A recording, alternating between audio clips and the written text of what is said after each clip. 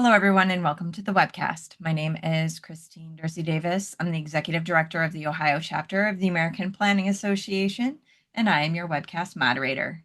Today is Thursday, and we will be hearing Sustainable Communities Division, the 5th annual symposium. So this is a special event. We're so glad to have the Sustainable Communities Division back for this in the 5th annual already.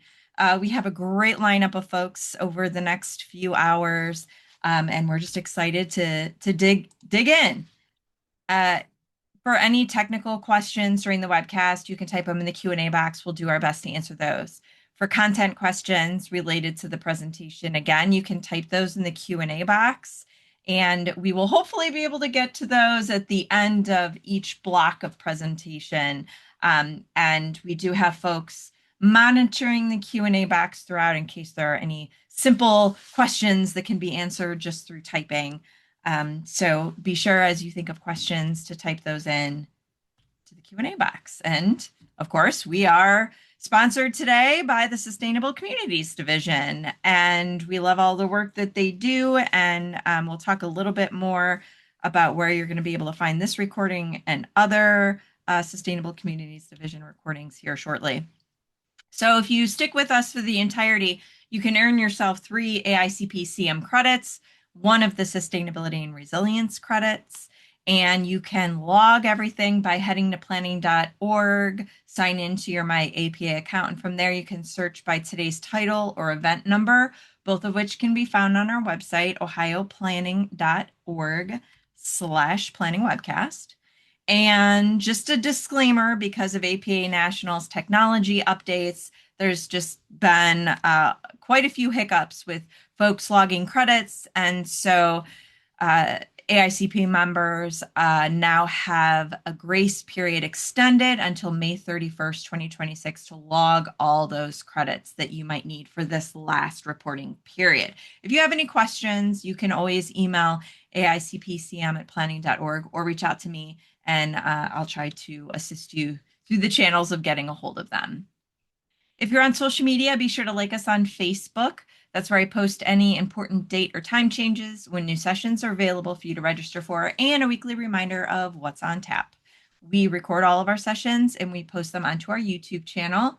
So just type in youtube.com/planningwebcast and we will pop up, along with our well over 500 session recordings, all available to you for free. So be sure to subscribe to our channel so that you get notified when we have uploaded a new recording.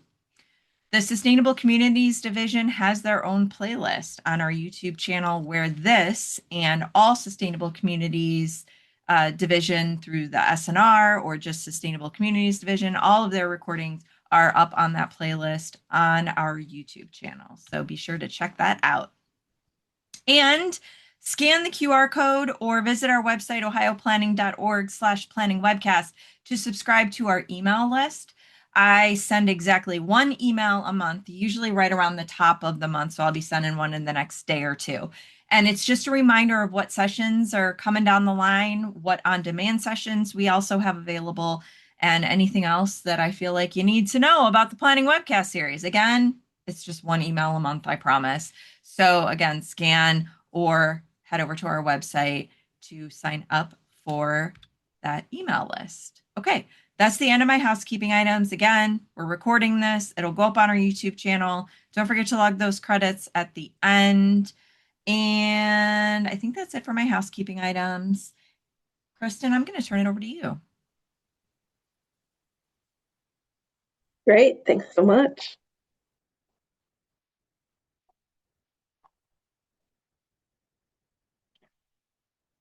All right, well, good afternoon, everyone, and welcome to the Sustainable Communities Division Symposium on Climate Planning for Uncertainty.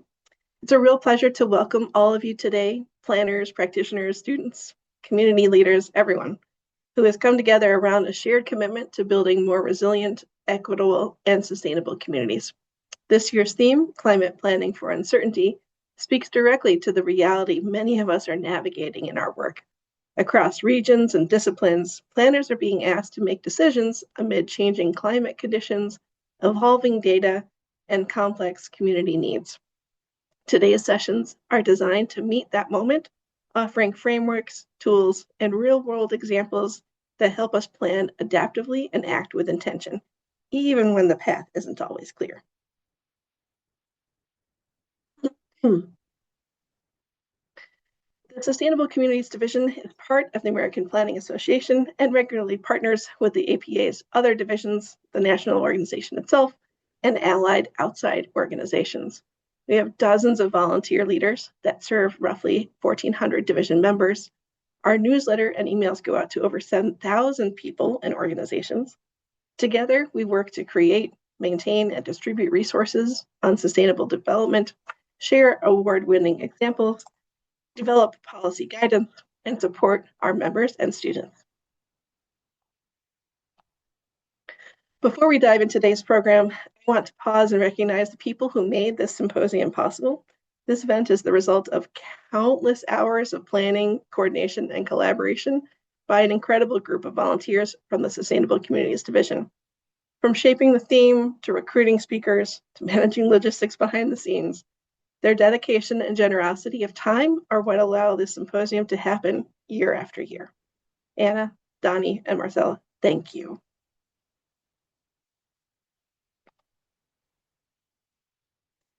For our agenda, we have two panels for you today. The first will begin shortly, and it is about technical innovation and climate planning. It has 5 panelists who will speak about planning frameworks, adaptive management, evaluation methods, and emerging technologies that can strengthen climate planning in the face of uncertainty. The second panel, beginning around 3:30 Eastern Time, will be about navigating politics, our favorite subject, funding, and capacity challenges. Panelists will share strategies to advance climate resilience despite constrained resources, limited technical capacity, and resistant political environments. Each panel will begin with lightning talks by each of the panelists, followed by moderated questions and answers, and then audience questions. We encourage you to use the question and answer box to submit your questions throughout the afternoon. The Partnerships Committee has also created a Moreau board, which is an online interactive whiteboard, where we encourage you to continue the conversation. Please share with us what surprised you about the presentations, and share tools, ideas, and resources of your own. Our Partnerships Committee will review the Moreau board and convene for a few minutes after the second panel to discuss what you shared. And finally, a huge thank you to our sponsors. We could not do this work without you. If you're interested in sponsorship, we invite you to get in touch with us.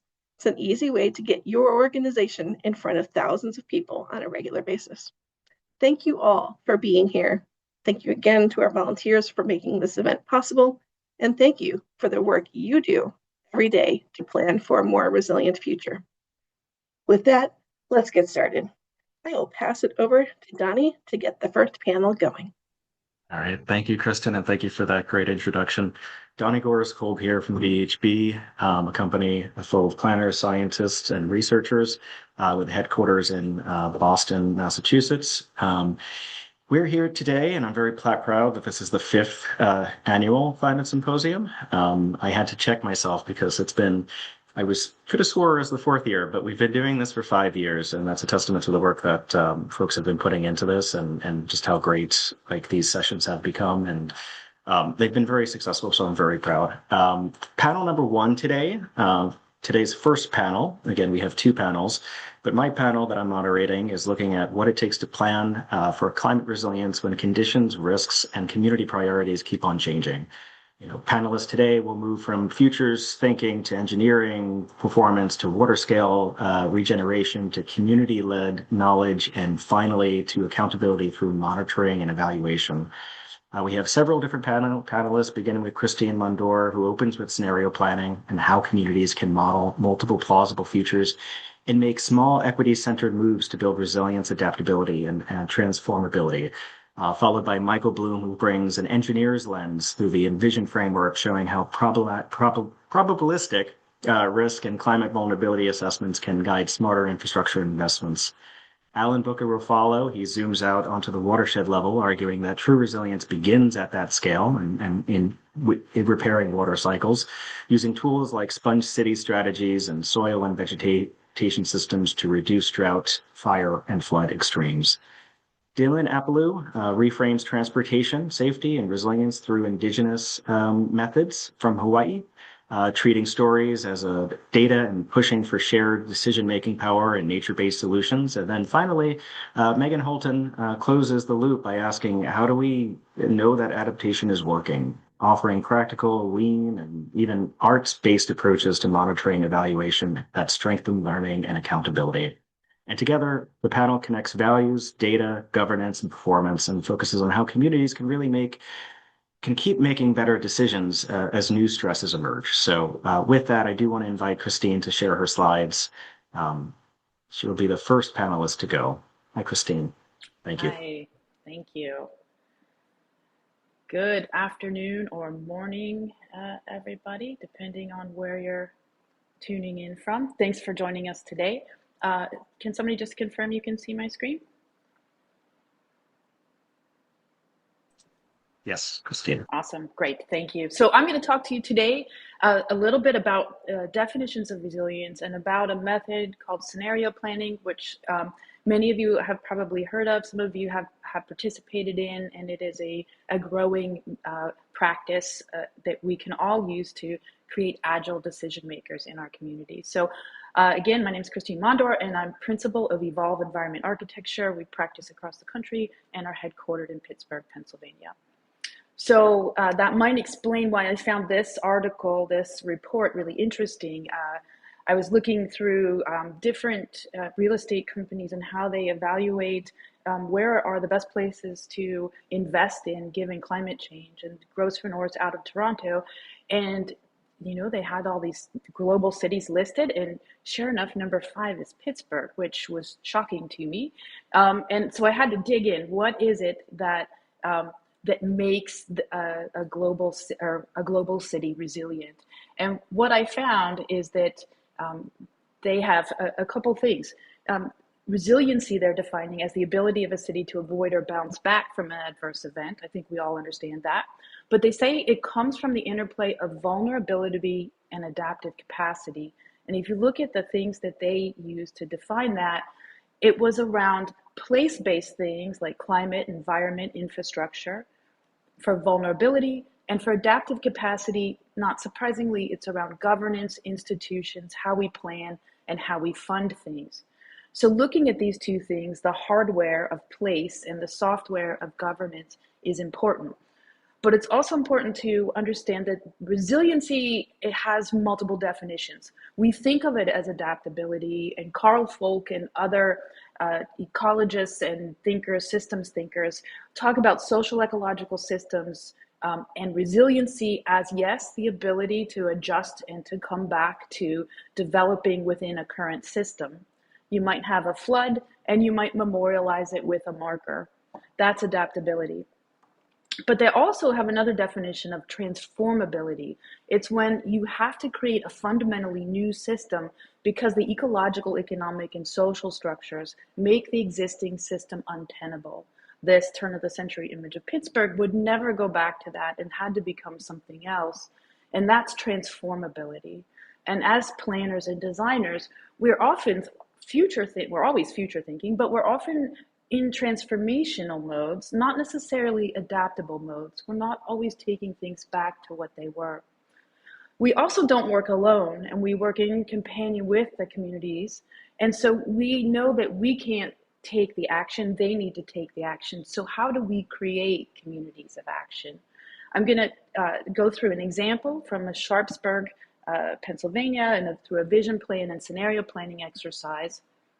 But let me tell you a little bit what scenario planning is. It's a practice, it's a method, and there are many different ways to approach it.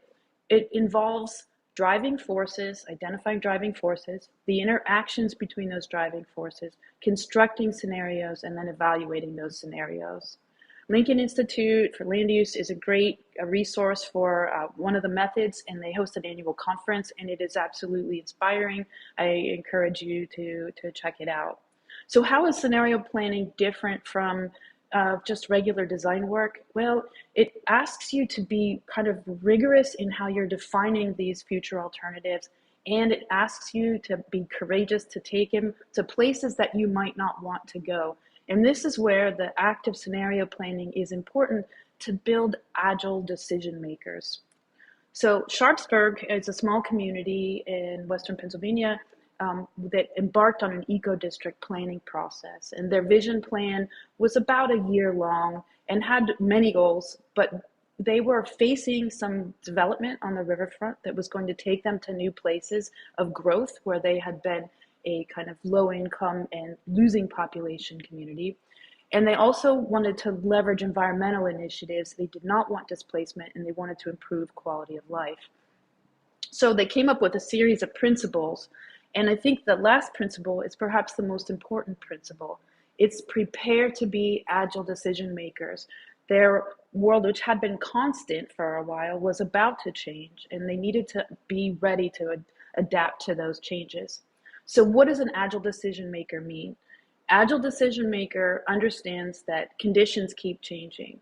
Plans are directional and not fixed, and we need feedback loops and iterations, not rigid solutions.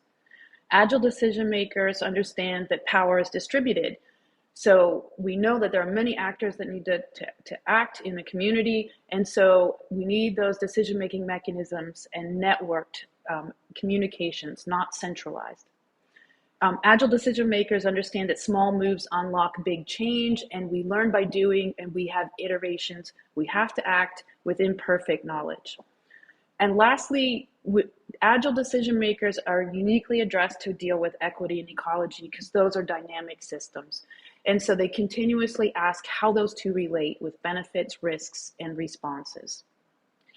So this agile decision-making value came up in three categories of concerns. The growth that the community was about to experience, related to riverfront development and the changing trajectory of their community, and related to the ongoing threat of flooding. So some things that are known to be good things, and maybe some things that are not so good or unknown. The process took them through deep technical understanding of how these issues affect each other, what the ways that you can deal with floodplain mitigation, but also how you respond afterward, and the pros and cons of being proactive versus reactive. The process also took them through the mechanics of what some of these forces were, specifically growth, through deconstructing growth scenarios of incremental growth and then fast growth, which we called critical growth, because fast is all relative, and what might be fast for one area might not be fast for another, but it certainly would feel that way for folks who haven't experienced growth. This yielded a series of scenarios that manifest as possible physical plans for the community. I want to point out here that what's most important perhaps in these constructing of factors is the construction of a community index. And this is a definition of the values by which you evaluate these scenarios. And so you can see that the community index is tracking things that are very measurable, like property transactions or building permits or infrastructure investments. These are indicators to know how things are changing, as well as strong north arrows to understand what change they desire.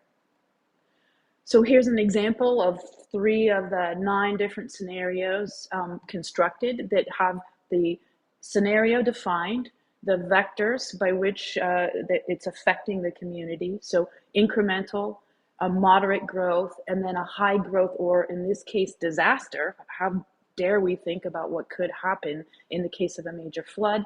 And then measuring the outcomes or strategies against the community index, against the community values. Are these things good things or not good things? It helps the community see what the outcomes might be in a kind of neutral, somewhat a little bit detached party, not block by block, but understanding the trajectory of the community. We got into specific places to help them understand what could be and to test these things Is this what you want? Is this what you imagine? And if not, how might we turn it to a different direction? So understanding the reality of what it looks like in the floodplain improvement district, or a certain empty parcel, or a beloved park, and what kinds of policies might need to be constructed around a floodplain improvement district, for instance.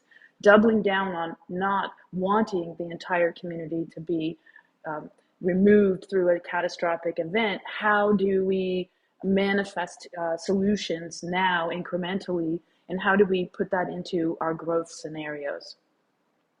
Similarly, vacant parcels under highways, how do we see that for more than just a parking lot, and how might we begin to solve some of our problems? And again, even within the design of this, manifesting different scenarios for growth and growth over time, another principle of scenario planning. And the last example is an example that I'm happy to say, actually, all of these examples in some way, this one most directly, are being put into implementation by the community. And so they're now just finishing a comprehensive stormwater evaluation and moving on a version of a stormwater park in a beloved existing park. So what are the takeaways? Scenario planning is a great method. It is a process and not just a product. And so you have to have clients and communities ready to run with you. When you do this, you need to define your drivers, model their forces, and compare it to your values. And as the professional, you'll be helping people read their landscape and then feel confident in shaping it. One of the things that I think is the best thing about it is the courage and being courageous in the face of negative future outcomes. It's a whole lot easier to talk about that scary thing that could happen before it happens than after it happens. And that's one of the best pieces of information that come out of scenario modeling. And then lastly is to revisit the scenarios frequently. These scenarios are a playbook. They're not a single movement. It's a thing you come back to and say, it looks like we're headed in this direction. What did we say we would do if we headed in this direction? And so you have to be agile, you have to be revisiting it, and you have to understand and respond when the context changes. So with that, I'm going to pass it off to the next speaker. Thank you very much. Thank you, Christine. And Michael's up next. Michael, can you start to share your presentation and I'll give you a quick intro? Sure, thank you. Yeah. Michael Bloom is a sustainability and resilience consultant with Five Engineering in Houston, an Envision SP since 2013, a verifier since 2014, and a trainer since 2019. He's trained over 700 people in Envision, reviewed over 10 projects and gotten them through the verification process, and serves on ISI's, the Institute for Sustainable Infrastructure, its review board, and is a certified planner and professional engineer in Texas and other states. So, Michael, would you go into your presentation on using Envision to plan and engineer a more resilient infrastructure? Yeah, thanks so Thank much, you. Donnie. I appreciate it. So yeah, this is going to be, very high level and pretty quick because it's a fairly large manual that I'm going to be highlighting from. But basically, Envision is an infrastructure sustainability and resilience tool. And so what I'll talk about today is basically, kind of an engineer's perspective on what resilience is, a little very, very high level overview of what Envision is, and then we'll dive into a little bit about how planners can use the resilience credits in the system to think about community scale adaptation and resilience enhancements. And then I'll give you a little bit of information about how to get more information about the framework. So first, what does, this is just, I guess, my personal view, but I think a lot of engineers might view it this way. You can think about resilience, obviously lots of different ways, but one way to think about it is that you've got this infrastructure system, whether it's a water system or a power system, and it's functioning at 100%, right? Maybe every so often there's small little problems, but you're close to 100% of the function. And then a disaster strikes, here in time. Depending on how resilient your system is, it either, doesn't break at all, which would be super great, right? That's very high resilience, or it might break and decline in function a little bit and maybe get back up to 100% quickly. But of course, in the worst case, the worst cases that we see, for example, many parts of Texas, Houston, had no power for 13, 14, 15 days during the winter freeze back a couple of years ago.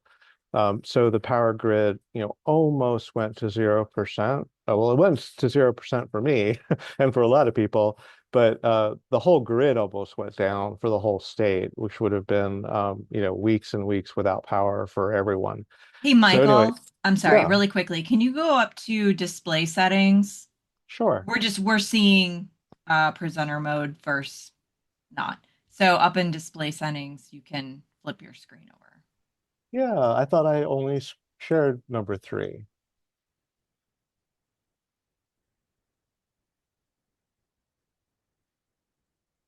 Screen 3, share.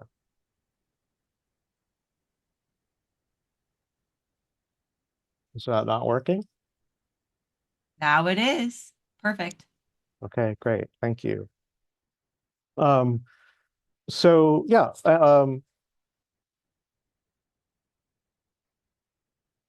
so Envision was born out of engineering. The American Council of Engineering Companies, a lot of the big infrastructure owners, public infrastructure owners, and ASCE, they created it in partnership with the Zofnass program for sustainable infrastructure that at the time was at Harvard University. It's now part of ISI.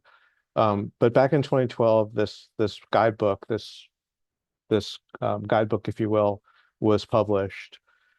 And the my mission as a newly minted certified planner, I only became an AICP a couple of years ago, and got involved with APA a lot more, and of course the Sustainable Communities Division. One of my missions is to really spread the word around how planners can leverage this. So this is part of that effort. What does Envision include? Well, basically it's this pretty large guidance manual, close to 200 pages, that you can get for free on the website. It comes with a spreadsheet tool that's also free. And then if you want to get into it a little bit more, you can become an Envision sustainability professional, which is a credentialing program similar to certified planner. And then lastly, for projects, now again, not for necessarily community plans, but for projects, if the owner wants to, they can get, public recognition for projects that are more resilient and are more sustainable. But really what I want to talk about is how, again, this works in the context of planning. So these are the different guides that are included. They're indicators or guides that cover, a lot of the things that planners are always concerned about, including, climate and resilience at the end here. This is the full list of all the different indicators. We call them credits also. It's really easy, I think, to fall into the trap of thinking about these as points, credits, but really they should be considered outcomes, good outcomes from a planning effort, or good outcomes from a project design decision, or from including a project in a capital improvement plan. If you zoom in on these resilience credits, these are the ones we're going to talk about a little bit more. It steps you through how a planner would, one way that a planner would be able to do a climate resilience plan at a community scale. And I think this is universal, right? Like whether it's a particular project footprint or a whole community, you need to understand what the vulnerabilities are going forward. You need to think about what the risks and what assets are need to be protected, then how to protect them, and then go ahead and come up with the implementation plan. That's basically what we're going to walk through. And what I'm going to talk about specifically, because it's such a hot topic in the Houston area, is the flooding risk. So this is a diagram or a map of the existing floodplains in the Houston metro area. This is just a part of Houston. But in any case, a question that we all have to answer, that even though there may be uncertainty around it, is what will the 100-year storm event be, in the year 2100? I think you can generally expect that depending on where you are, it might be bigger. Um, there's a little bit of uncertainty around that when you look at the intergovernmental panel on climate change. I think precipitation and tropical storms are the most uncertain, and then temperature is very certain. And then, of course, when you enlarge the rain event, you enlarge the floodplain. So that's a part of that initial planning effort. So there'd be technical help that you might need as a planner or references that you can get to look at that information. Then the question is, on the community side, what is this probability? And then what assets are there that are going to be vulnerable? And again, that could be community engagement. You could leverage indigenous knowledge. Like we'll have a talk about that in a moment. There's even some scenario planning that you could think about doing in this context as well. But these are really the questions that are qualitative, but they're also maybe have a technical reference that you would use to answer.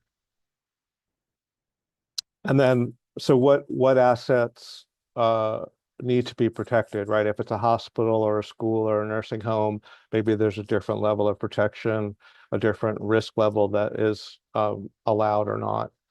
And then how getting the community involved in making those decisions is super important. So that way the decision makers about where to invest in infrastructure understand what the community thinks, as well as what the emergency response people and kind of the experts think as well. And I just wanted to dig into this probability issue a little bit, because I think there's a lot of misunderstanding about it. This is probability of occurrence, and then this is time. And each color is the annual chance. So when we say a 100-year storm or a 1% annual chance, that's basically the orange line. And so what I wanted to highlight is that, if you think about an annual chance of something occurring, if you wait a long, long time, there's 100% chance that will happen, right? So this curve reaches a 100% chance of occurrence if you're willing to wait 1,000 years. This event will guaranteed happen. Basically, if you flip a coin enough times, you'll get 10 in a row, 10 heads in a row at some point, especially if you're willing to flip it a lot. So then the question, and this is the current engineering standard of care, right? We don't want to build anything that has a higher risk than that. And a lot of the older things we've built are that way because of the lack of knowledge and the lack of standards back in the day, right? Back in the 60s and 50s and 40s, we didn't think about this at all, really. Anyway, so if you have that standard of care and your house is built right at the 100-year level, that flood level is basically equal to the floor. The question I have for the group, and I'm not going to call on you, but just a rhetorical question for you to think about, is what is the chance of that happening, of the flood being above your floor level during the 30-year mortgage? And this is how you figure that out. You just isolate that 1%. You look at 30 years on the log scale, and you read across what the probability is. And it turns out there's a 26% chance that house is going to flood over the 30-year period, even if the finished floor is right at the 100-year. And folks that do floodplain management, there's a 12-inch freeboard typically, sometimes there's more. But I just wanted to give this context in thinking about probability. And then on the maximize resilience, right, there's all these different things we can do with infrastructure and private property actions to make resilience better, right? You can put in detention. These are This is an aerial view of big detention facilities being put in that store a lot of water to prevent flooding. You can elevate your home on private property. There's all these different public and private actions that can be taken. And you got to come up with all these ideas and then evaluate them. Again, community input, other types of engagement would help with that. And then lastly, just again, if you want more information, sustainableinfrastructure.org is the website. You can sign up for a free account. You have to just give your email. You click on there, and then you can download all the references. And thank you so much. Appreciate your interest. Thank you, Michael. Next, we have Alan Booker. Will you please start sharing your presentation? Alan is the founder and executive director of the Institute of Integrated Regenerative Design, with 35 plus years of systems engineering and 25 plus years in sustainable design. He's developed the Integrated Regenerative Design Framework and biocompatible design standards, and consults on regenerative land use and community and watershed regeneration and soil remediation, regenerative agriculture, and large-scale regenerative design. So there's a lot of regenerative in that, Alan. So maybe you can elaborate on your design principles. Well, thank you. Yes. And I got pulled into my undergraduate degree was actually in electrical engineering, and I got pulled into systems engineering pretty quickly, and then started having to think about sustainable and regenerative design as I saw how a lot of the systems approaches we were using were causing major issues. So I basically want to back up and say when we consult now and we teach engineers, architects, and planners about regenerative design and resilience as part of that, we look at and back up to a very large scale picture, which is thinking that planning for resilience requires watershed level design. And you can't just look at one part in isolation. So you can't make a city or an urban area effectively resilient, including climate resilience, because it's just climate resilience is one form of resilience, unless you are designing in that larger context of the ecological landscape in which that area exists. And that means that a regenerative patterning of place requires an integrated approach to making all major land use types all the way across the rural to urban transect work together to support each other's mutual thriving. And so that means we have to look at an urban area in the context of the land use types and patterning that surround it, because the hydrology, the ecology of place, and so forth all, sit in that context. So in the way we teach, we break land use into three major top level categories: wildlands, agroecological lands, which include farms and timberlands and rangelands and so forth, and of course human settlements, which we often call civic habitat. And we say they have to all be patterned together to create a functional and a resilient landscape, because to create a resilience, the urban planning can't be considered in isolation from the surrounding ecoregions and watersheds. And so the very first thing that we always do when we go in and start looking at any particular area and doing an analysis is that we look at that ecological context, and we start with a careful assessment of regional climate and topography, which provides the context for planning hydrology, which is the backbone design pattern for any urban region. And this kind of flips things from the way some people have historically approached it. But we go in and we look, and the very first thing we're looking at is topography and the broad scale climate region before we think about anything else. And part of the reason for that, as you see on the right, is that the temperature and precipitation tell us what the ecological land cover type is going to be that wants to grow in that region, right? So what we start looking at is this idea that if hydrology is properly patterned, everything else is easier. But if hydrological design is poor, it's going to inevitably cause major ongoing issues, and everything is going to be more difficult.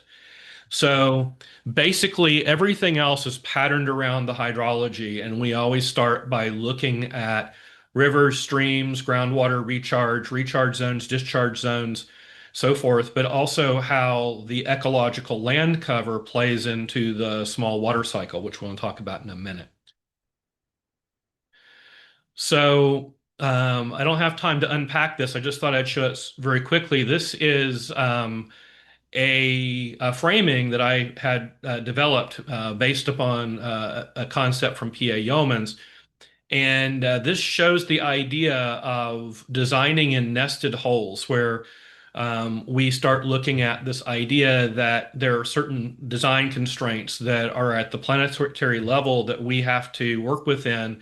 And then there are other levels that get imposed as we go to climate zone and eco region, and then down to the watershed and community scale, which is where most planning, urban planning is done, and then all the way down to site level planning.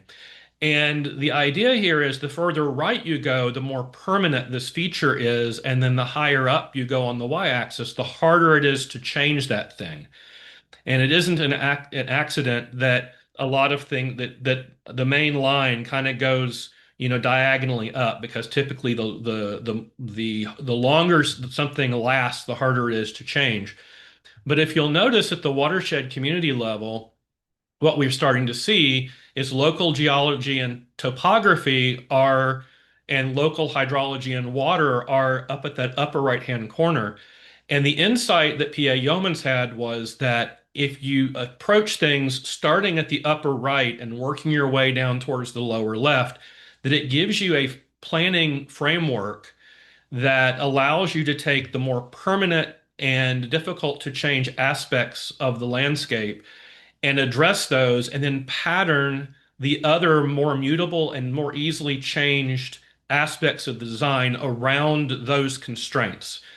And so this particular diagram shows, how we take technological and community aspects and also biological aspects and look at them and approach them from that standpoint in order to frame the way that we do regenerative design at that scale, right?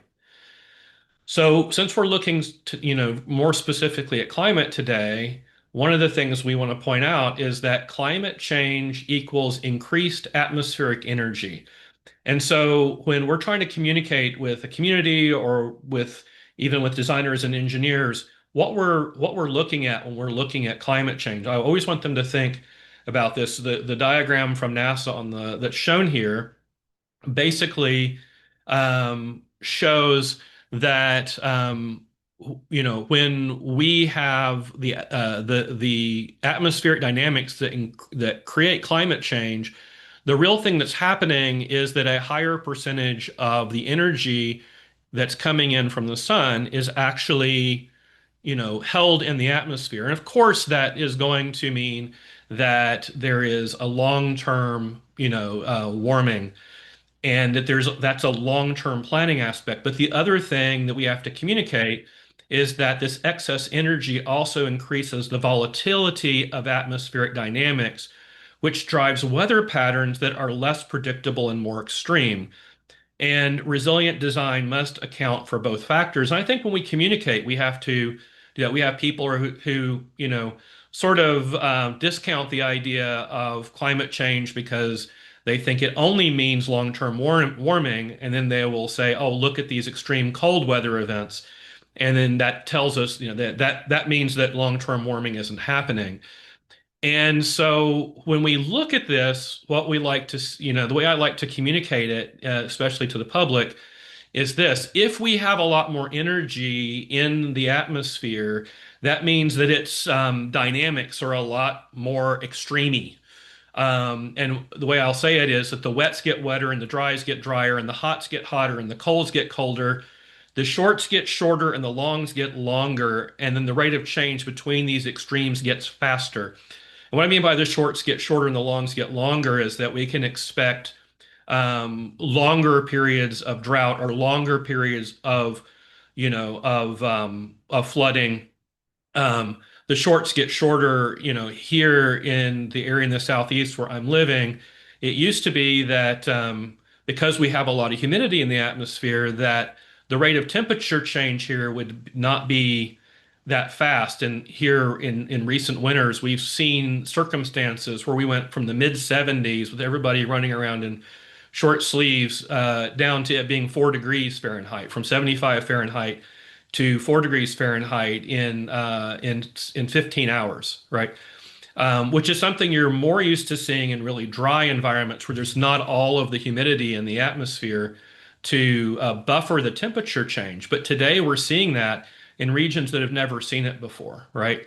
And what this is doing is it's driving this, what we call the drought, fire, flood cycle, which means that these longer, drier periods are creating the conditions that can increase fire risk. And when we have fire damage, then this can remove vegetative cover.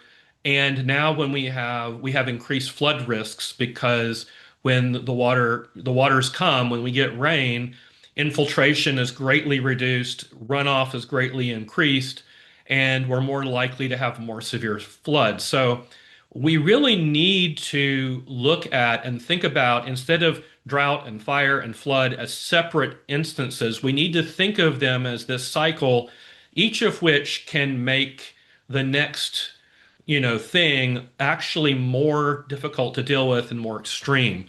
So the only design response that creates resilience is to take all of the historic extremes, go back as you were looking at and planning. We have to go back and look at all of the historic extremes in all directions and including the rate of change extremes and add a healthy safety margin in all directions. So, when I'm doing any design work now, we look at what's the longest, no, non-precipitation route event. And I say, okay, let's add a safety margin to that, right? What's the largest flood event we've seen? Let's add a safety margin to that, and so on and so forth. And we will look at it that way. I think that's just where we are in creating climate resilience, is we have to think about that. And what we have to do is figure out how much that buffer needs to be based upon the climate zone we're in and the ecology, that is the biomes and the vegetative cover and so forth of the land. And so, like, one example of this that Michael started to address really well was floodplains. And, the majority of planning is done around that 1% or 100-year return floodplain. But one of the things we're already seeing is that those boundaries are calculated using climate data that's from over half a century ago. A lot of the climate data that, FEMA used in creating and mapping the FEMA floodplains is actually quite old. And now I'm actually seeing a good number of areas that we've worked in where we're seeing 100-year return events actually happening on a period of every 3 to 5 years.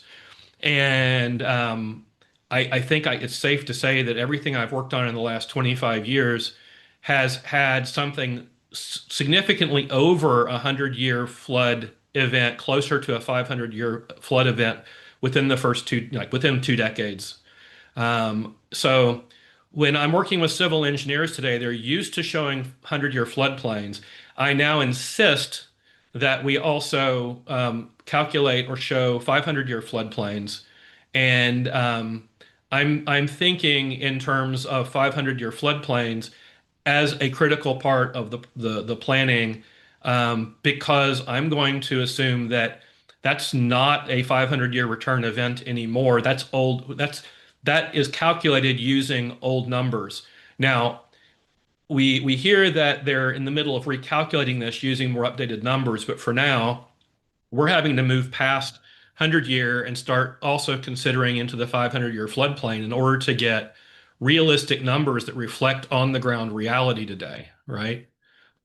And so how do we moderate that, right? It's like, okay, well, how do we moderate it and keep this from getting these extremes from being so extreme? And so what I say is, although carbon dioxide and other greenhouse gases are the major drivers of long-term warming, it's actually water vapor that intermediates about 80% of the short-term heat transfer in the atmosphere, making it the major driver of extreme weather events. And restoring the large water cycle requires coordination between multiple jurisdictions So it's harder, but planning on the scale of individual urban areas can significantly improve the local small water cycle, helping to stabilize weather extremes. And this is something that is well supported in science, but hasn't even communicated very much. That by dealing with hydrology and ecology, including land cover, tree canopy cover, and so forth, if it's done properly, that this can actually buffer and restore atmospheric humidity and groundwater and help buffer um, extreme events. So, there's been a number of initiatives like the Sponge City concept and some other ones that we're working on that have been developed to work with the ability of regenerative earthworks, healthy soil, vegetation, tree canopy cover to increase the mitigation of stormwater issues, groundwater recharge, help with urban heat island effect, and even encourage more consistent rainfall patterns. And we don't have time to get into that, but the little picture in the lower left here is of Pseudomonas syringae, and it turns out that when you have trees, they incubate these bacteria, which effectively nucleate rain, and they tend to drive rains that are gentler and longer. Whereas if it falls to dust to nucleate, we tend to get rains that are much more intense and shorter and create high flux water events. So there's a lot of reasons here we need to be looking at this, right? Many of the current regulatory systems in place provide inadequate riparian buffers, creating major flood risks, damage risks. Properly vegetated riparian zones hold stream and river banks in place. What you're seeing here is the French Broad River. When I was over working in Western North Carolina, right after Helene came through, we noticed that it was the areas of the French Broad that had proper vegetated riparian buffers that went through the flood with almost no damage, and the areas that were highly damaged had the riparian buffers completely removed. And the other thing we need to think about is the biotic pump, which is the ability of trees to move moisture inland through the condensation and transpiration and cycle. And there's great science on this as well. And it turns out that tree cover helps to move the water across the land effectively. We need to think in terms of things like green fire breaks, where urban areas can be that are adjacent to and surrounded by fire-dependent ecosystems can have basically plantings of green fire breaks that also help to keep the fire risk mitigated, right? And interface, and they buffer that interface between urban areas and the wildlands, providing additional wildfire protection. And what it comes down to is that when we look at this, the general planning pattern for urban areas, whether greenfield development or brownfield remediation, is to start with hydrology, then pattern the ecology around the water. And that ecology is the biomes, the vegetative cover, the tree canopy cover. This sets the backbone pattern around which access, that's roads, streets, rail, bike paths, etc., can be planned. And once the backbone access is patterned, proper building placement emerges. And this sets a framework that allows us to really create resilient and regenerative frameworks in the city. What we're looking at here is Bisham Park in Singapore, which has actually done a pretty good job of this. So it's a great example if you want to go study that.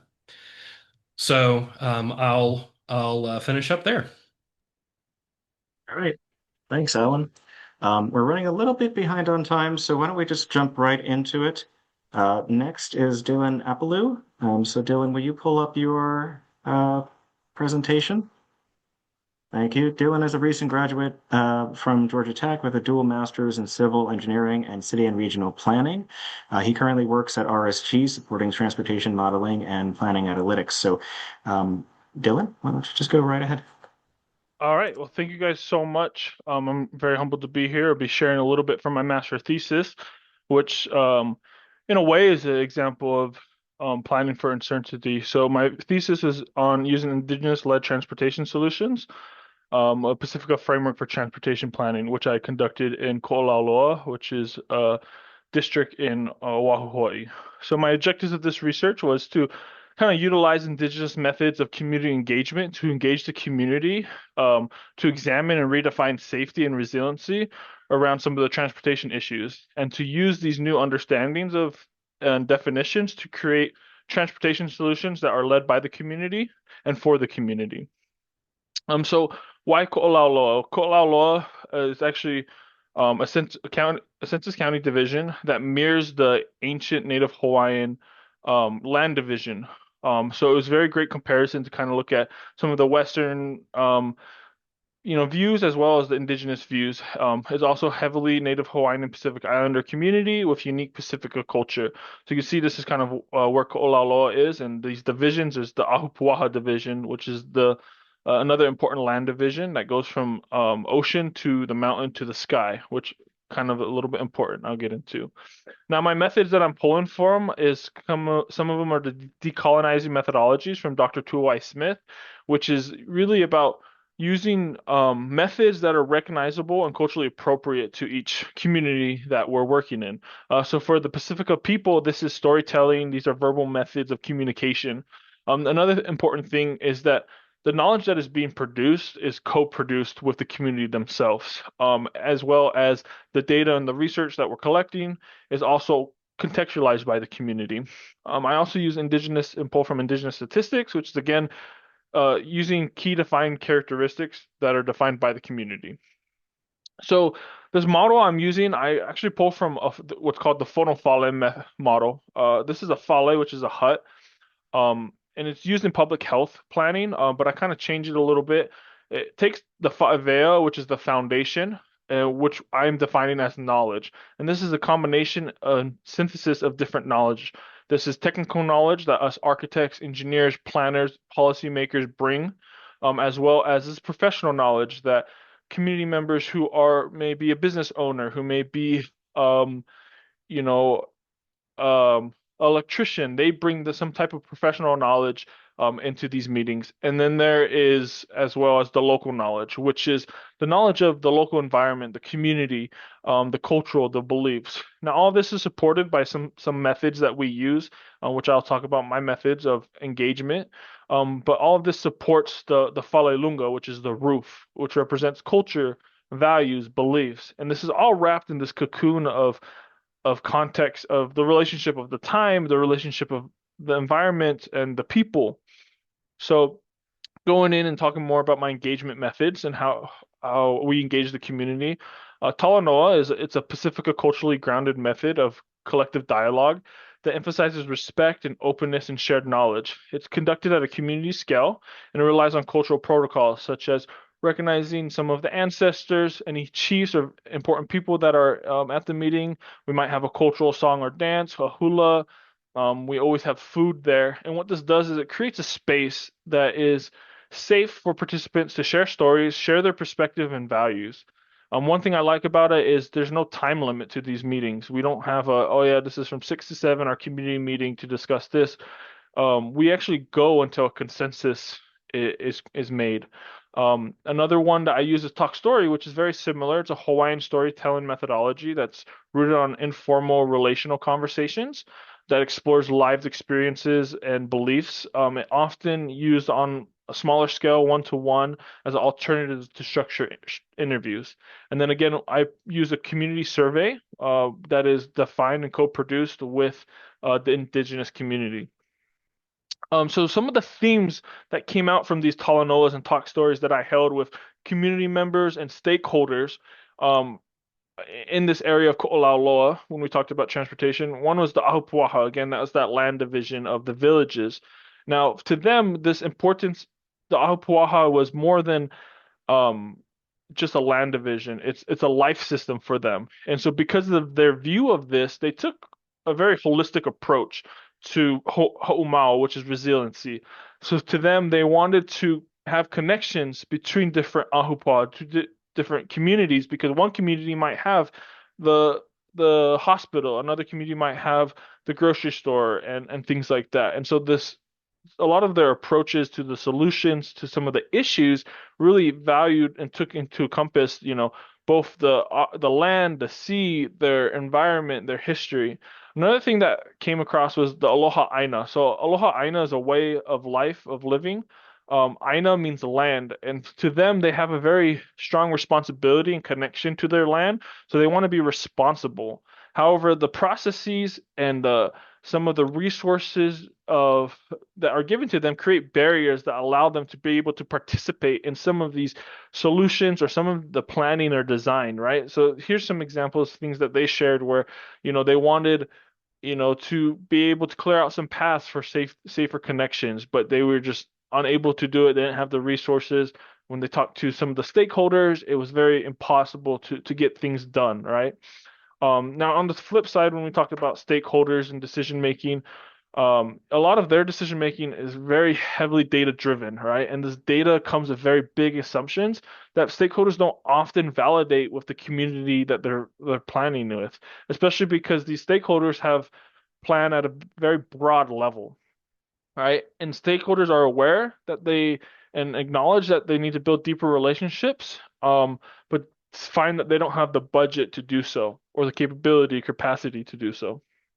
So when we talk about resiliency in this community, they are served by one coastal roadway that is a two-lane highway, and is very vulnerable to not only these sea level rise, coastal erosion, highway flooding, tsunamis, storm surges, but whenever there is construction, whenever there is a utility pull down, or even a car accident, these communities are cut off economically and physically from their jobs, from their hospital, and things like that. So when we talk about vulnerability and the solution to these vulnerabilities, to them, a lot of the stakeholder stuff is one-sided. It only looks at coastal erosion. It only looks at flooding.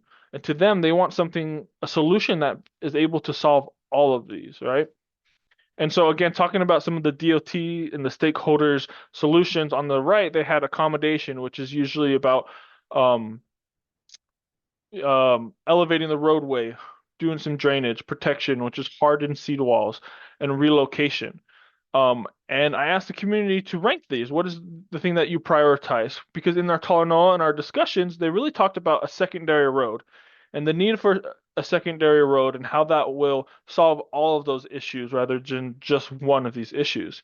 The DOT, though, said that, hey, there's a lot of cost that's going to be involved. We feel like the community won't be supportive of that. And this figure on the left shows that the community said, it doesn't matter the cost. To them, this is an investment into the future, right? This is something that they need now and need to be working on now.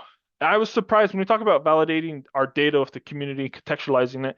I was surprised because when you take the weighted average of the data on the right, relocation, which I viewed came ranked at number 3, which I was surprised because a lot of these discussions was all about the secondary road. So when I re-shared this with the community that, hey, I thought relocation would be higher, they actually showed me that like they didn't view relocation as the same thing as a secondary road. Relocation to them was taking the existing roadway and moving it. But to them, they wanted the existing road, coastal roadway, as well as a brand new roadway that was more inland to the mountain. And so for me, that was something that's important. And when we talk about validating our data, validating our research with the community. Um, Again, the Talanoas, these talk stories, they are vessels that allow stories from the past and the future to coexist. And the way this worked out when we talked about planning for a secondary road, where would this be? A lot of people shared stories about the past and some of their parents, their grandparents, how they talked about a secondary road or a roadway that used to exist back in the 1800s that was the main corridor for this region. And it was in the mountain. But then when the railroads came and the farmers used the railroads, they took the railroad and put it on that right of way for that roadway, and then created this coastal roadway.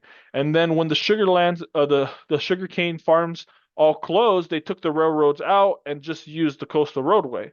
So to us, and people shared how they went to where that roadway used to exist, and there's some of that bone and that structure there, and some of the right of way exists, right? And so when we're planning for the secondary roadway, it's not like we were planning from scratch. And so that's a way that these stories were able to live and to be experienced and used in the planning for a secondary road.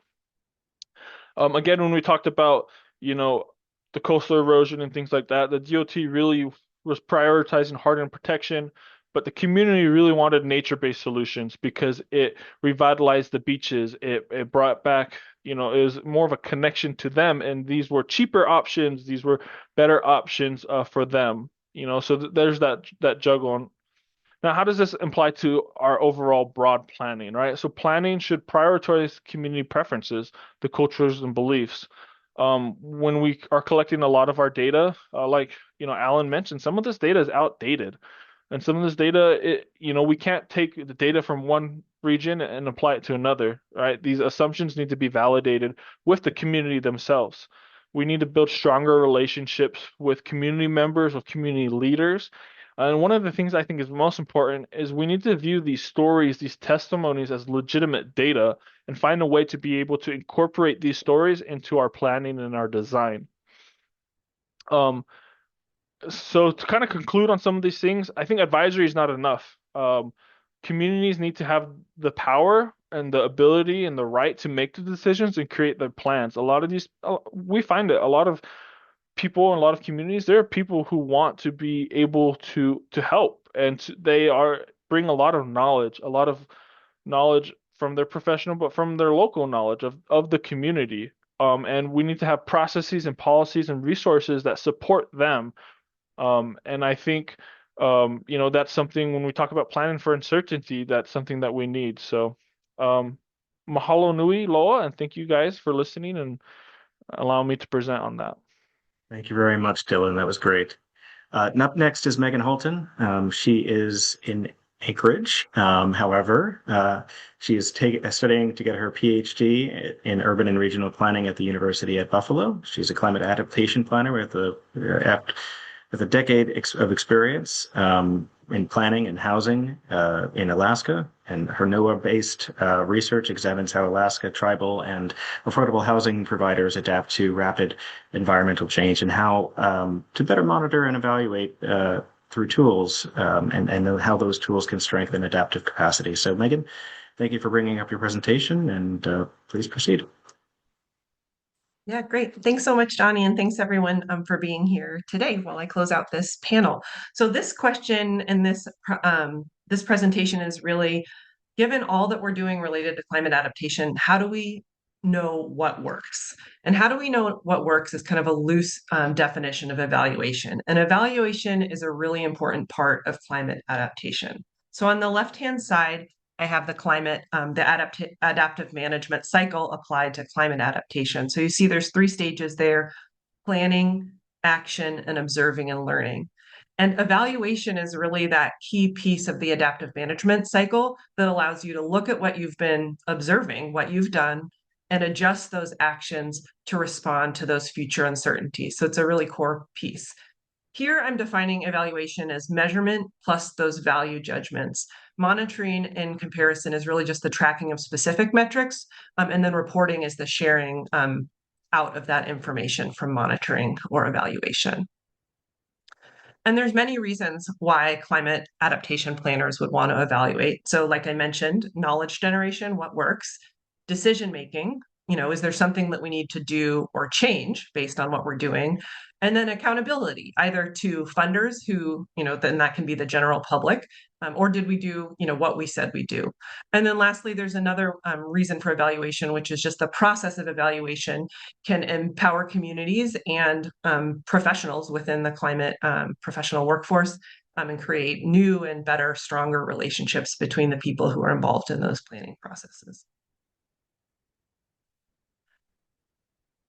But as many of you have probably experienced, evaluation can also be expensive in money and staff time and have pretty serious political consequences and be kind of a drag.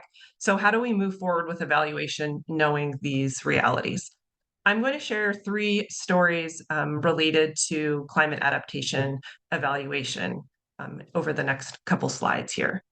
So the first story is about how evaluation is showing up in extreme heat adaptation plans. This is some research I did with other colleagues who are interested in extreme heat. So here I'm separating extreme heat adaptation planning from emergency response to extreme heat events. They're kind of 2 different ones.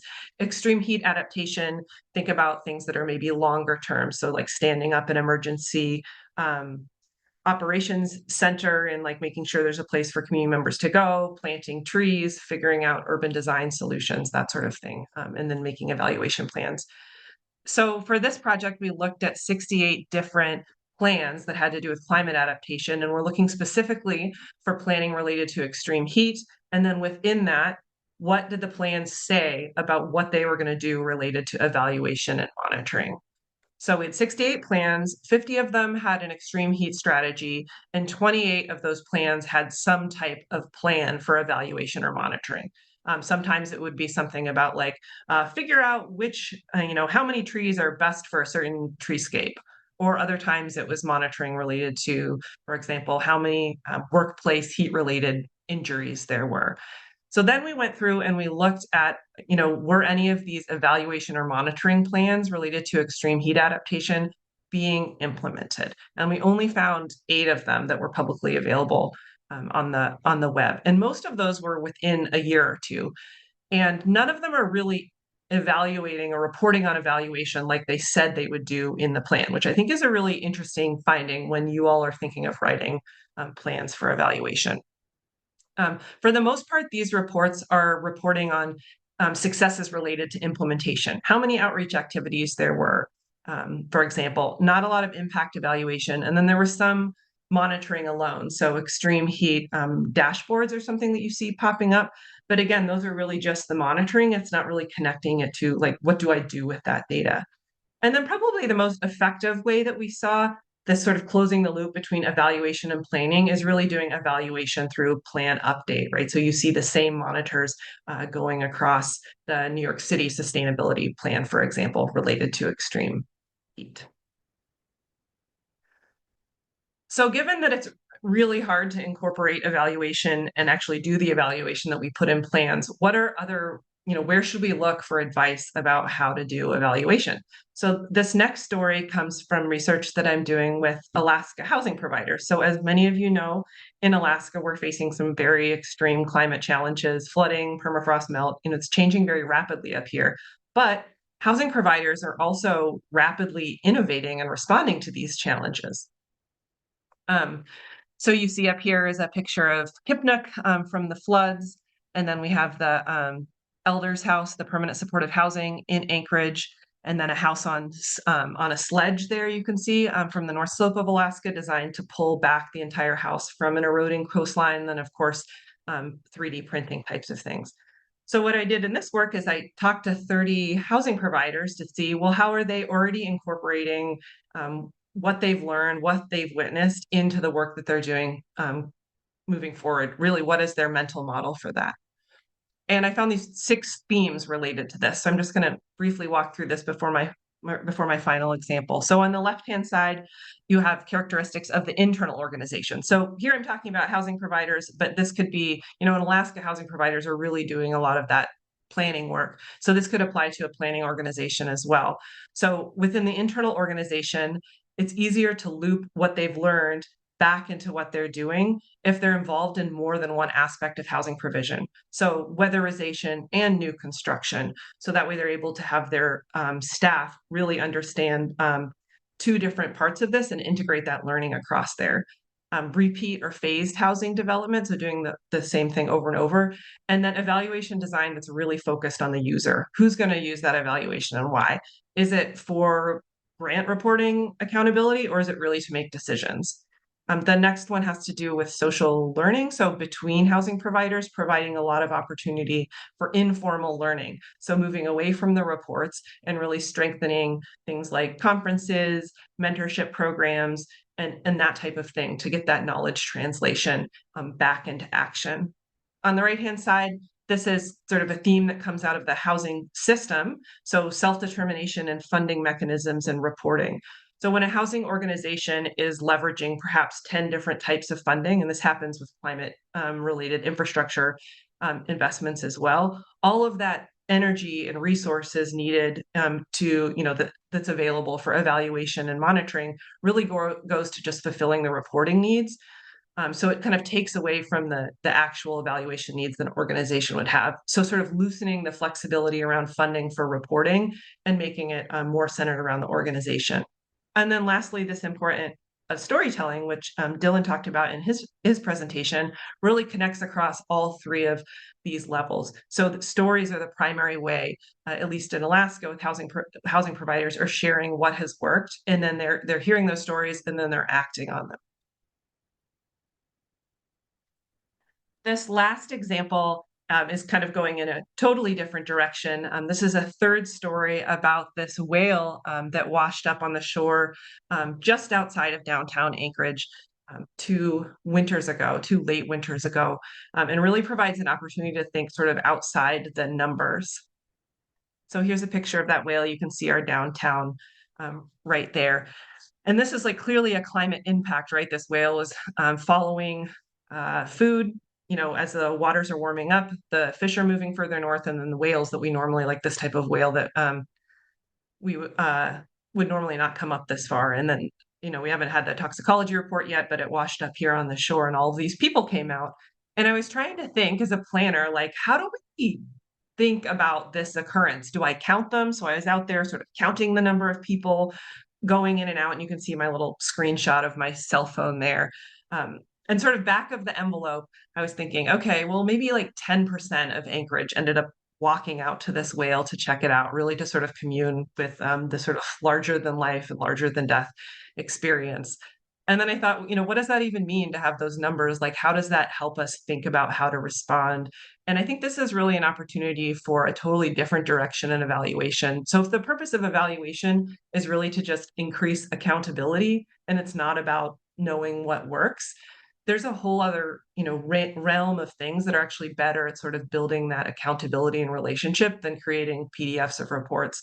This is just a sample of some of the different types of arts-based evaluation methods. And if you're interested, feel free to email me. I've started to collect a little library of arts-based evaluation, like actually, how do you do this? But you can see, evaluation quilts, making murals together to sort of think about timelines in flexible ways. So just another way to use the resources of evaluation to do the things that you want to do rather than the things that you should do with evaluation.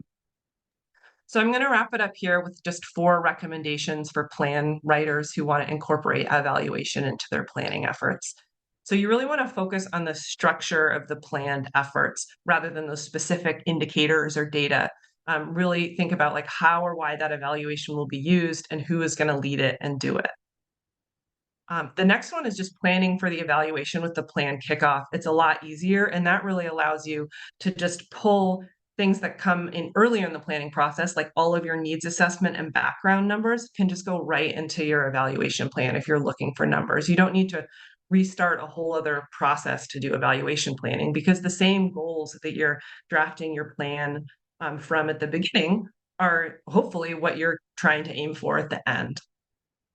And then lastly, less is more, really trying to match those evaluation plans to funding and staffing resources.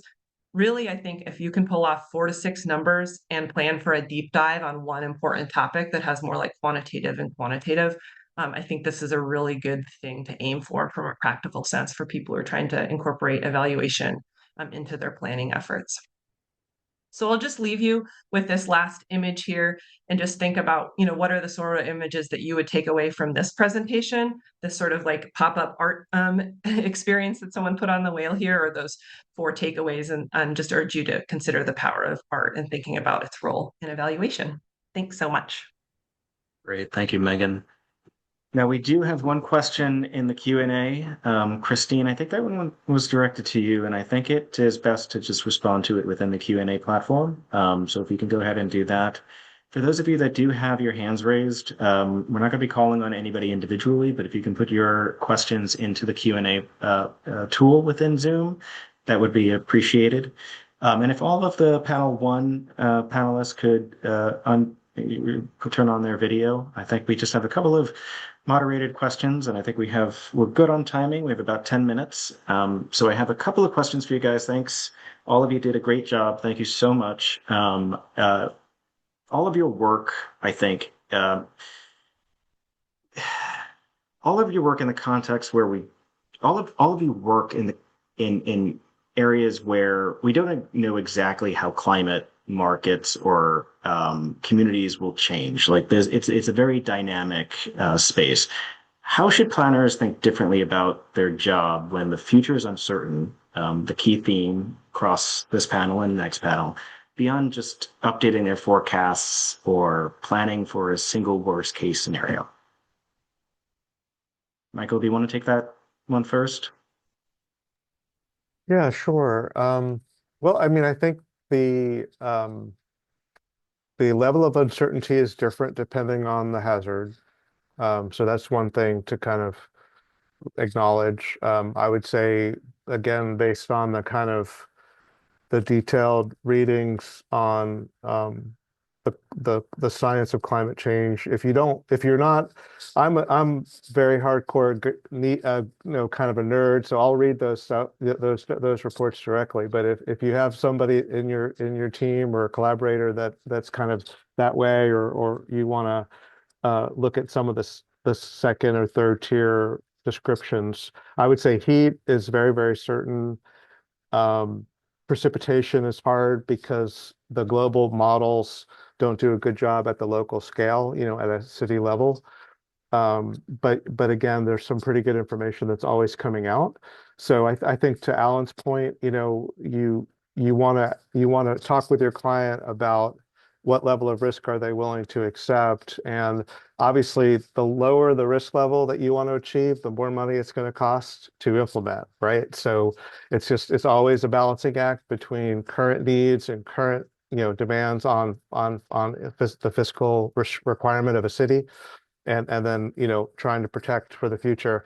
One of the examples I use all the time is if we wanted to reduce 40,000 deaths a year for driving, we could mandate that all cars only could drive 5 miles per hour. And then you'd have no deaths at all, but then the economy would suffer because we'd all be stuck in traffic, right? Thanks. Great. Thank you. Alan or Dylan? Yeah, I'll jump in really quick. I guess one of the things that's interesting is, in studying regenerative design, our pattern for regeneration is life systems, and we see the ecosystems are resilient when they're healthy. And one of the dynamics that turns out to be true when we start measuring resilience in ecosystems is that the resilience is a function of the flows and interconnections between the elements of the ecosystem. And so we tend to do an analysis and try to think, oh, is this element resilient? Is this element resilient? And that's one important aspect. But it turns out that the network of interrelationships between elements, beneficial interrelationships, is incredibly important. And what we've seen is that so there's this tension between planning and then a community response when we get large events. And I've helped with the bioremediation in Lahaina after the fires there, and also in Western North Carolina after the floods in 2024. And we noticed that where there were um, really strong community structures in place, that the ability for the community to come together and quickly adapt and therefore be resilient was greatly increased. So I would just say never underestimate the power of those community structures, and the ability of those interrelationships in the community to be critical to the resilience of your community. Dylan, I think that's a good tie-in there. Yeah, I was just gonna say, I think being stewards of learning and adaptation is something that we need to focus on. We try, resiliency, we kind of want to be like preventative, prevent, but I think a good focus on being able to adapt because of the uncertainty. And we can do that by learning, by talking, building those community relationship, making sure resources are there within individual communities. I think that's something that will help with resiliency and definitely bouncing back. Megan, I want to follow up on your presentation too, but maybe look at it from maybe a little bit of a different angle. We have a wide variety of an audience here that works for, large state agencies, large communities, but some are very small in their population, in their size, in their planning and implementation capacity. If a community has limited staff or funding, what is the simplest way or the simplest version of an adaptive plan that you would recommend? And I want to get some other input on this as well. But what are the basic ingredients like checkpoints and warning signs and thresholds and the roles that are established? What do you think? Yeah, so like thinking about the planning document specifically. It could be a specific planning document, or it could just Okay. be a framework that is followed. Yeah, I think it's always important to have like the values very obviously put somewhere in your plan, especially in climate adaptation planning. You know, as an academic, I read like lots of plans and compare them.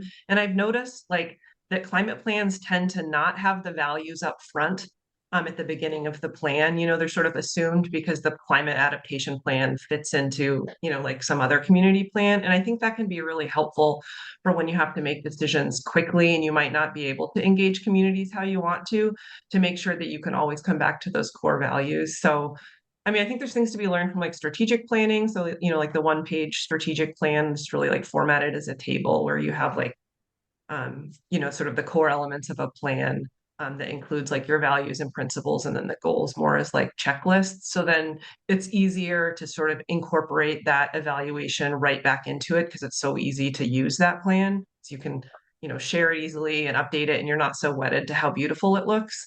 That's Mhm. kind of like when I think about like a good, like a usable plan, especially when within a small organization. That's the sort of thing that I think tends to work well. Great. And Christine, some of the planning concepts and approaches that you've described with respect to scenario planning, you know, they take some time and effort. How would and but you did work for a small community in Pennsylvania, relatively small. How would you characterize the scenario planning process, and how could it be adapted to maybe a lighter touch?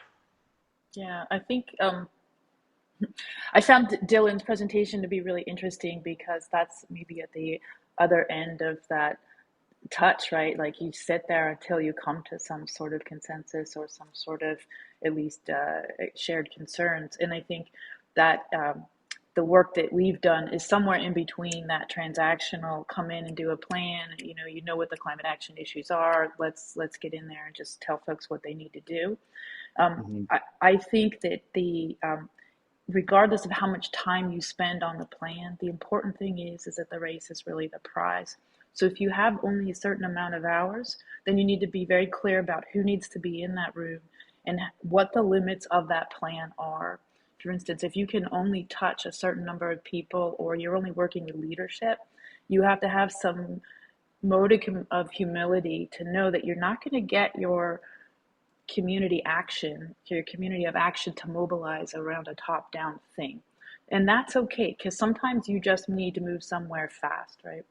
But if you do need shared action, collective action, then I don't see a way of doing it without investing the time.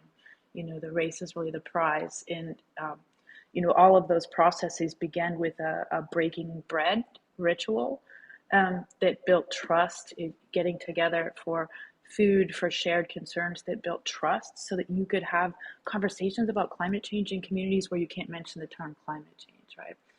And so I think each community is different, each need of a plan is different, but you just have to know where your leverage point is to know what you need to invest in that plan. Okay. Yeah, that's wonderful. Michael, from an Envision standpoint, how can smaller communities, or if you have any other input outside of Envision, how can smaller communities or smaller organizations sort of apply the framework that you were talking about? Yeah, well, so that the last slide I showed and in the Miro board, I put a link to the website. So even small communities can grab the manual that I held up earlier and the checklist and really just kind of go through it. And there's also the Institute for Sustainable Infrastructure has a technical support grant program that especially disadvantaged communities or small communities can apply for. I think it's the proper name is Technical Assistance Program. And so there's limited funding each year for that. And then Mhm. there's also partnering with community, with local consultants or local firms that are in, directly in that community to assist with, kind of tackling the manual, right, and going through the last part of it, that the resilience credits of it. And then again, in terms of other resources, I'm familiar with the Climate Smart Communities Initiative. So they have a registry of adaptation professionals that I'm a part of. And they also have an annual grant program that I think is up to about $100,000, maybe $120,000 per project. And that grant cycle is actually open right now, with applications due sometime like mid-March. Okay. Thank you for that. I think those two insights on the ISI technical grant opportunity and then the Climate Smart Communities, if you're able to put those links into the Miro board, I think that would be helpful for folks. I do want to thank everybody on the panel one. Great job. Everybody stayed on time, and we're going to be passing it off to Anna for panel two now. So thank you very much again. Putting on events like this does require some volunteer work and dedicated hours. So I really appreciate it. So thank you again. Anna? All right. Thank you so much, everyone. Thank you, Donnie, and thank you to the panel one panelists. That was great presentations and a great discussion there. And good afternoon, everyone. I'm Anna Rosenblum. I lead the Climate and Sustainability Studio with Evolve Environment Architecture, Evolve EA for short, where I work actually very closely with Christine Mondor, who is part of the first panel. And want to say also thank you to Donnie and Marcella, two of the partnerships co-chairs with me. We've, like Donnie said, I've spent some time putting this symposium together and very happy with everybody who's here today. So I'll be moderating our second and final panel of today's symposium, which is titled Navigating Politics, Funding, and Capacity Challenges. So it's no secret that recent shifts in federal priorities have reduced funding for climate initiatives, it's strained organizational capacity, and intensified political tensions in diverse communities nationwide. So this second panel brings together professionals who have successfully advanced climate resilience despite constrained resources, limited technical capacity, and resistant political environments. So we have 4 speakers for you for this second panel. They're going to share some strategies for navigating these barriers in a way that can withstand future policy and funding uncertainties. So similar to the last panel, each panelist will give a brief presentation. We'll then have some moderated question and answer, and hopefully we'll have some time to answer some audience questions. So I encourage you to put your questions in the question and answer box. I see that there's been some good chatter on the Miro board. Please continue to provide some thoughts and some reactions to the presentations in that Miro board. And we'll try to put another copy of the link here in the chat for those of you who joined us a little bit later. And if you do have questions, again, for the panelists, don't put them in the Miro board, put them here in the Q&A box. We're going to be taking a few minutes at the end of this panel to take a look at that Miro board and review some of the things that you've all shared with us. So now we're going to move into the first presentation, which is by Sean LaHave, who is Associate Vice President and Resilience Market Leader for HAF. He's going to speak to hurricane and flood resilience planning in Pasco County, Florida. So Sean, I'll ask you to share your screen, and looking forward to it. Thank you very much, Anna. All right, give me 1 second. Is the PowerPoint coming through?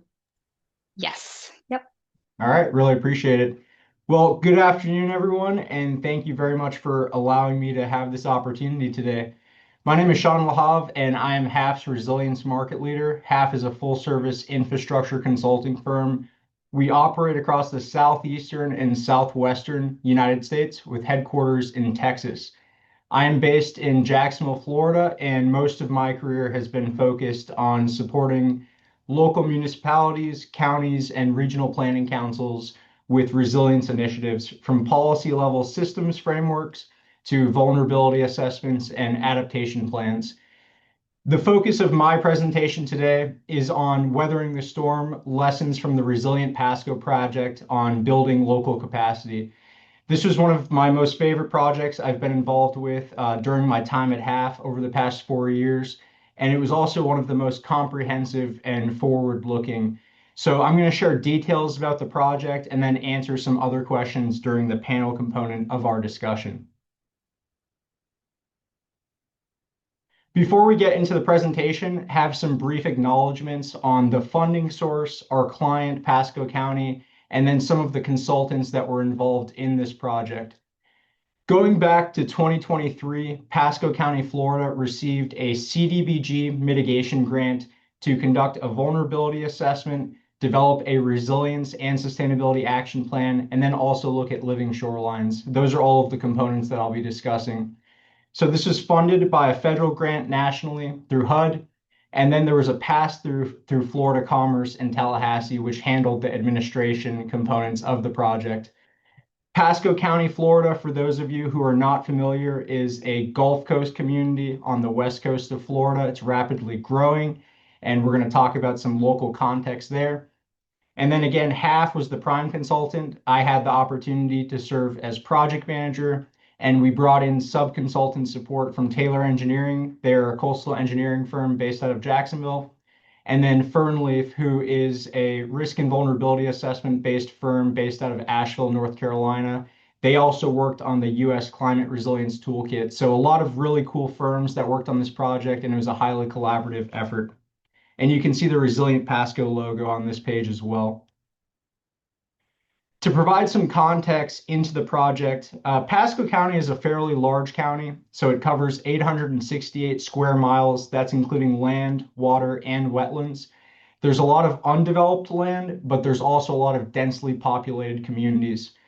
As of 2025, 2026, it is the 12th most populous county in Florida, so nearly 600,000 residents, a pretty significant population. And then, as I mentioned, there are densely populated areas, particularly Port Richey and New Port Richey, located along the coast. These are very low-lying communities, a lot of infrastructure at risk because of tidal flooding and storm surge. Over the years, looking back in Pasco County, there were fragmented and siloed local government efforts related to resilience and disaster preparedness. And the whole point of the Resilient Pasco project from the onset was to develop a coordinated and comprehensive approach to resilience planning and implementation. And a very important note, while this was federally funded, all of this took place within the backdrop of recent regulatory changes across the state of Florida.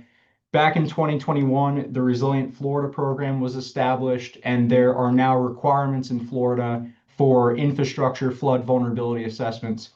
Section 380.093 of Florida statutes lays out those requirements, and every municipality and county in Florida received funding directly from the state to conduct these assessments, but Pasco County went through a different direction with this federal grant, and that broadened the scope of the project. We were not only looking at flooding or water-related challenges, they wanted to look at extreme heat and other climate variables as well. Very briefly, looking at the overall scope and phases as part of the Resilient Pasco project, there were 5 distinct components of the overall timeline. We started with an establishing context phase. This was really a literature review effort, trying to understand everything that was accomplished to date within Pasco County departments and divisions, also looking at what was going on in the local community in terms of a hazards assessment, historical storm impacts. There was a hurricane that impacted the area back in the 90s, the No Name storm, and that caused significant damage. So we wanted to understand the current state of affairs before going into the assessment and planning work. Then phase 2, data collection and analysis. This was looking at all of the available data sets maintained locally and regionally by the Tampa Bay Regional Council, Tampa Bay Estuary Program, but then federally by the Army Corps of Engineers, NOAA, FEMA, and all sorts of other agencies and organizations. We were looking at sea level rise curves, future flood risk data, any data that we could get our hands on to inform the assessment. Then there was the risk and vulnerability assessment. This was a very detailed part of the project, primarily looking at current and future flooding, but it was expanded to also consider extreme heat. And the focus of the assessment beyond the climate hazards was on critical infrastructure assets, fire stations, transportation roadways, you name it, anything that was publicly owned or maintained was evaluated. And then finally, the fun part of the project was the resilience and sustainability action plan and then the living shorelines plan. The action plan focused on translating the VA into goals and action items. I'll get to that in a few moments. And then the Living Shorelines plan, we actually got to go outside and look at some specific sites to develop conceptual renderings. So for the purposes of time, I'm not going to go through everything here, but tying to the symposium's theme of climate planning for uncertainty, every aspect of this project had uncertainty baked into the overall elements. So we were focused on future scenario planning, looking at 2040, 2070, and then for some critical assets all the way through 2100, looking at sea level rise curves and scenarios. All of the data that was evaluated and collected as part of this project was based on an adaptive management framework. So we wanted to confirm that anything we were providing to Pasco County could be updated over time as more data becomes available. And then a really interesting observation from this project, there were real-time hurricane impacts as we were progressing through the planning phases, and we were comparing flood modeling outputs, developed through computers against what we were actually seeing with watermarks during the project. And then finally, everything was focused on long-range policies. So these are not short-term Band-Aid solutions. We were trying to look at comprehensive, system-wide solutions that could be integrated across departments and different plans. And I'll reflect on this at the very end, but a really valuable part of this project that came after the completion was a federal allocation of disaster recovery funding because of some of the hurricanes that the county dealt with. And I'll talk about that at the very end. So here are some examples of what I was just talking about. This was a 2-year planning project, started in 2023 and finalized in 2025. And during the planning process, Pasco County was impacted and affected by 4 separate hurricanes that swiped up or into the west coast of Florida. Hurricane Idalia in 2023, Hurricane Debby in 2024. Everyone's familiar with Hurricane Helene after impacting Florida, went all the way up to North Carolina and Tennessee, and then Hurricane Milton in 2024. So those are a lot of hurricanes to deal with in such a short period of time, and it really highlighted those existing vulnerabilities as shown in these photos. And then looking at the vulnerability assessment, here are some example products that came out of that effort. So the first image is exposure mapping, looking at the geographical intersection of critical infrastructure assets and different flood scenarios. Then focus area mapping. This was trying to drill down further into individual areas and neighborhoods. We also considered social vulnerability as part of the evaluation here. And then Pasco County, because of its large geography, we were not only concerned with tidally induced hazards, but we were looking at inland flooding as well, along rivers, lakes, and induced by rainfall. And then finally, one of the more innovative approaches that I know a lot of you are exploring is the topic of extreme heat. It's not as straightforward to forecast or project compared to water-related hazards, but we looked at the urban heat island effect across the county, and you can see these darker red areas are the densely populated parts of the community. Once we finalized the vulnerability assessment, that's when stakeholder engagement, both internally and externally, was launched, and all of it informed the Resilient Pasco Action Plan. This is a really comprehensive and forward-looking plan organized around themes, goals, and action items. And for every action item, we looked at timeframes associated, relative cost, what type of implementation pathway are we exploring? Is this a policy? Is it a capital improvement project? And then looking at department champions and potential partners, because everything moving forward has to be collaborative. Informing the plan were also case studies from across Florida and other parts of the United States. We wanted to show that Pasco County was not operating in a silo. Many governments across the country are navigating the same challenges. So this was the final product of the Resilient Pasco project and is now being used to inform future projects moving forward. And last but not least, beyond the core requirements of the project, there was the Living Shorelines plan. And again, this was a really fun aspect of the project. We developed a manual and guidelines for the county to leverage internally in promoting nature-based solutions and living shorelines in government operations and capital improvements. But then, as I mentioned previously, there were 3 publicly owned sites located on the Gulf. These are all park locations owned by Pasco County: Anclote River Park, Key Vista Nature Park, and then Robert K. Reese Memorial Park. And we worked with a team of environmental scientists, civil engineers, and coastal engineers to come up with proactive and forward-looking nature-based solutions for each of these sites, leveraging different types of approaches. And there was an adaptive management framework associated with this. The biggest challenge with these conceptual plans is moving into implementation. So they're still trying to work on securing funds to advance these projects. And that brings into question, if all of these conceptual plans were developed, let's say in 2024, we're going to have to go back out, revisit these sites, and understand changing conditions because the tidal environment is changing so rapidly. But this is an example of driving policy all the way to action and was a really rewarding aspect of the project. And with the Resilient Pasco project, beyond all of the technical elements associated, what we were most inspired by was the level of stakeholder and community engagement associated with the overall project. Pasco County, from the very beginning, wanted to bring as many stakeholders from across departments and divisions into the process. And as part of that, we were able to get very hands-on insights into the operational challenges facing the county. But beyond those technical experts internal to government, there was a huge focus on public engagement, and I would say meaningful public engagement. So there were 4 different workshops hosted all across the county in different geographies. Dozens of people participated in each workshop, and then there were special interest group presentations as well, where members of the public were allowed the opportunity to shape the plan. There was also a digital public survey that was facilitated as part of the project, and that all informed all of the policies in the action plan. So a few final reflections before passing it forward.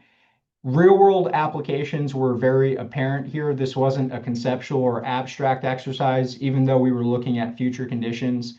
The fact that the community was flooded 4 times during the project by major hurricanes really showed the importance of this work. The importance of community engagement and stakeholder engagement cannot be overstated. Hundreds of people participated in informing this project, both internal to government, special interest groups, and then the community themselves. And that was a very inspiring aspect of what Pasco County accomplished here. And then, as highlighted throughout the presentation, adaptive management is key to developing an effective resilience or sustainability program. This is not going to be solved in a period of a few years. It's going to take many decades. So making sure that with these early systems that you're putting in place, that things can be adapted over time. And then finally, flexibility and thinking big. Pasco County has dealt with many challenges over the past few years and the past few decades. And we want to ensure moving forward that all of these plans and policies can be factored in across government operations. I will share a link to the story map developed as part of this project. If you're interested in learning more, it'll take you through all of the steps with some specific examples, but really appreciate everyone's time today and looking forward to the other presentations and the panel. Thank you so much, Sean. I'm actually based in Tampa, Florida, so it is great to see an example not too far from here, especially around sustainability and resilience in what can at times be a challenging political environment. So appreciate you sharing that case study with us. Thank you. All right, next up we have Catherine Kemp, who's a senior program manager for the Great Plains Institute. She's going to speak to collective advocacy efforts to influence state policy and regulations in Minnesota. So Catherine, I will pass it over to you. Thanks so much, Anna. Thanks for having me today. Really grateful to be here with you all. And I appreciate the theme of today's symposium. Lots of uncertainty right now. And my presentation is going to focus on kind of what we can accomplish together. How can we better navigate that uncertainty, navigate resource constraints when we work together through networks or collaboratives or coalitions, and by sharing what we do here in Minnesota. Just quickly, if you're not familiar with the Great Plains Institute, we're a longtime participant in the Sustainable Communities Division. We're a national nonpartisan nonprofit based in Minneapolis, but working across the country to accelerate the clean energy transition. So we work, with all kinds of stakeholders across all levels of government, but my team works with communities at the local level, and my work specifically focuses on local government. So there are times when we work one-on-one with individual communities, but a lot of our work focuses on how do we encourage action at scale? How can we help a lot of communities take action at once? So that explains our work on best practice and recognition programs like Soul Smart and Charging Smart. But what I'm going to talk about today is this, forgot I used this animation, kind of our peer learning networks and action-oriented cohorts.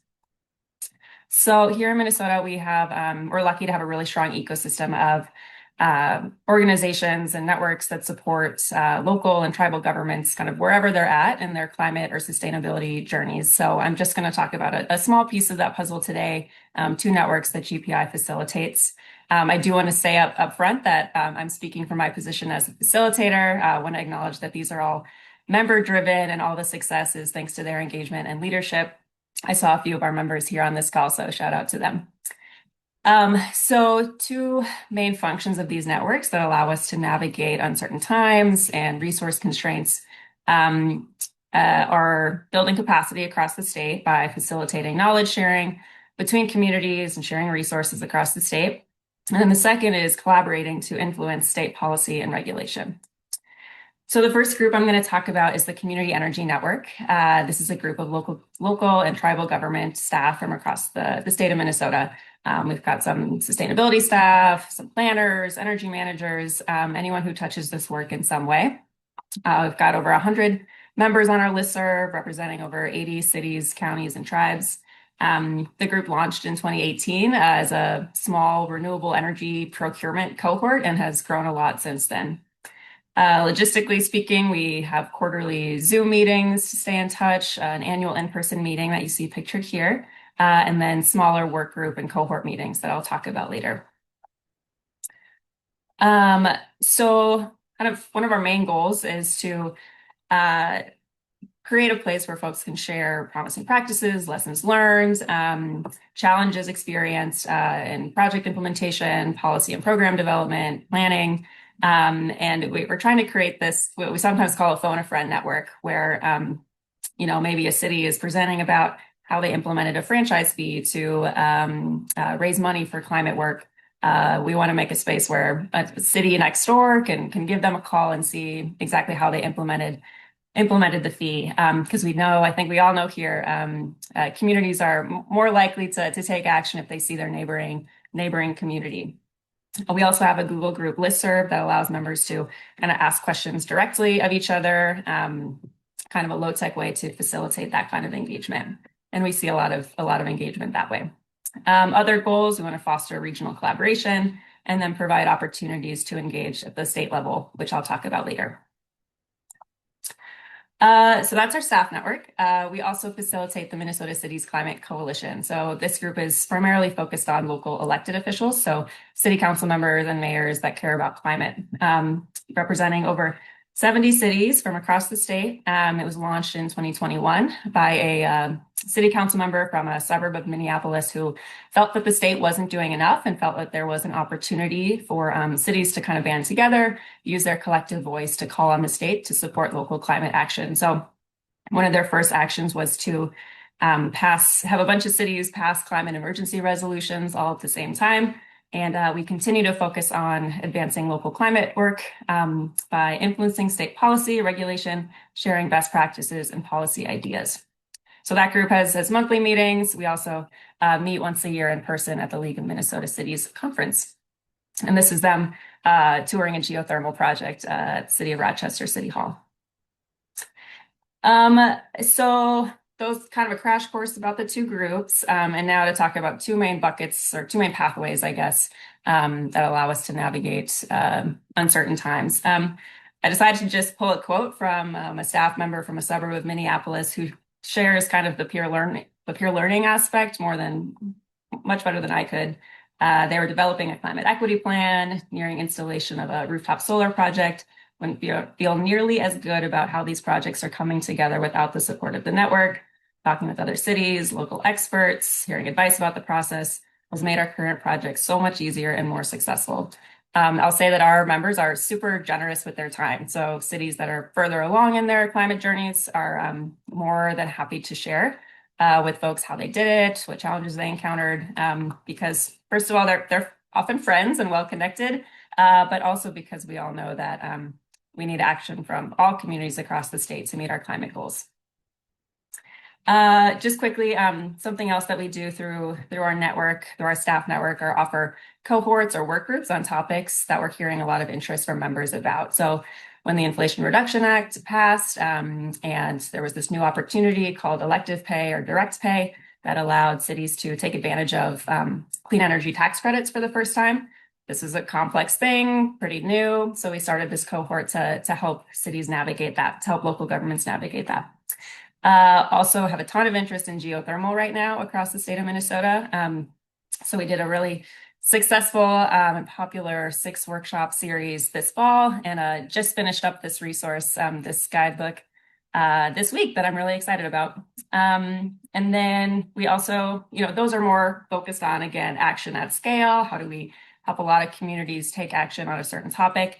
But sometimes our members just want a space to kind of trade notes on a particular topic, and we're happy to make that space. So we've got a group of folks who have a lot of manufactured homes in their communities that have very particular, specific energy efficiency challenges. So we do quarterly meetings for that group as well. Okay, so we know that cities, local governments can do a lot on climate, but they're also can be helped or hindered by what's happening at the state level and what their utilities are doing. So we try to help our members kind of keep track of what's happening at the state legislature and at the Public Utilities Commission. How can we kind of harness the power of these networks to influence change at those levels? So here's just a list of a few things that we do.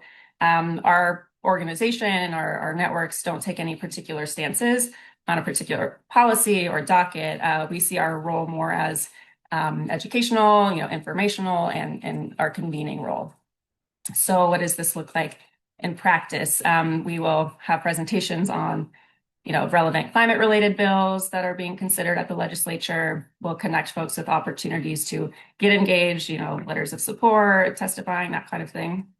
One new thing we did this past fall that I'm excited about was an effort to kind of trade notes on city legislative agendas. So a lot of communities have lobbyists, that are active at the Capitol, advocating on behalf of their cities.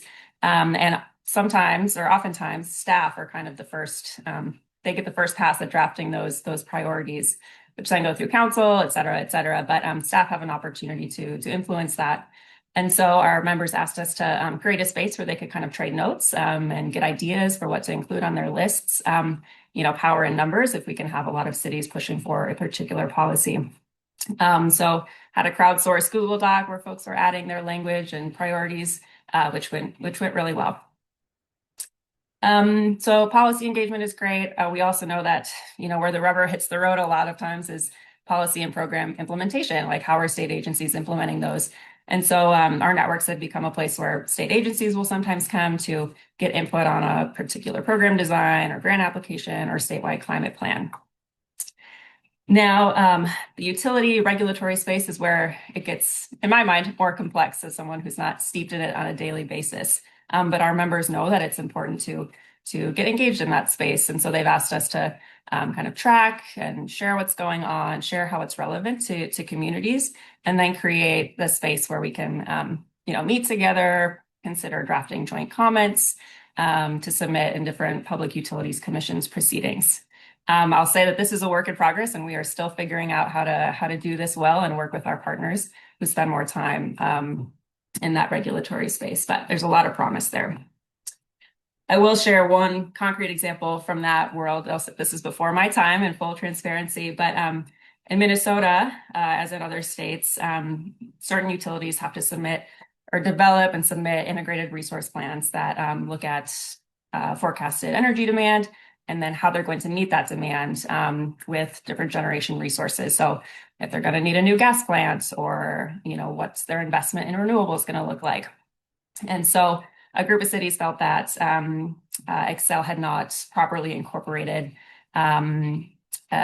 city climate goals, right? So a lot of cities have renewable energy goals in their climate plans and other plans, and they were not being incorporated into these models, which does determine what the utility will invest in the future. And so the Public Utilities Commission agreed with that, and so they directed Excel to account for like the aggregate clean energy goals of local governments in their territory for their next resource plan, which was a huge win. So concrete example of what that collective action by local governments can look like. Okay, I struggled a little bit to think about takeaways because it seems kind of straightforward. It's like we do better when we all work together. I mean, you all participate in APA and the Sustainable Communities Division. You know the power, the benefit of being part of a group of passionate individuals. But considering what's going on in the state of Minnesota right now, I just am seeing it on a very visceral level, the power of people coming together and taking action together. So whether that is getting organized with your neighbors or with your neighboring cities, there is a lot of power in that. And I think that's the only way that we're going to navigate all of this. So, but perhaps less philosophical takeaways. This network infrastructure that we've developed over time, that these network members have built, it allows us to respond quickly to challenges and opportunities. So when there were a lot of grant cancellations happening, we were able to get the word out about, here are supportive organizations that can help you navigate that. When the tax credits, timelines and requirements around those started to change, we were able to send out that information. This month in particular, we've seen that this network infrastructure can allow us to respond to even non-climate related challenges. So we had a January meeting for our city's climate coalition group. At the top of everyone's mind, but particularly local elected officials' minds, are how their cities are going to respond to federal occupation here in Minnesota. And so our steering committee decided to spend the first half of our January meeting talking about climate business as usual, and then spend the second half in an open discussion about how cities were responding to ice presence and how to keep their residents safe. So allows us to respond to challenges of all types. In terms of kind of takeaways for you all or encouragement for you all, there are so many collaboratives and networks across the country. I started to make a slide with them, and then I realized quickly I was going to forget someone and offend someone. So take a look to see if there is some infrastructure like this in your state, and I encourage you to get involved.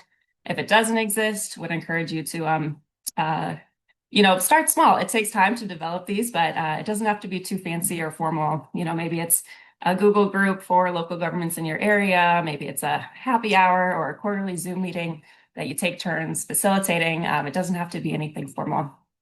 And then my last encouragement, I guess, is if you belong to one of these state networks or regional networks that's really good at the success sharing, and your phone a friend, and really well connected in that way. I just want to encourage you to think about what it could look like for you to collaborate to influence state policy and regulation in your states, because we've seen in Minnesota, there's a lot of power there. And I think that is all I have, but happy to connect with folks afterwards. Would love to chat about anything and appreciate the time. Thanks.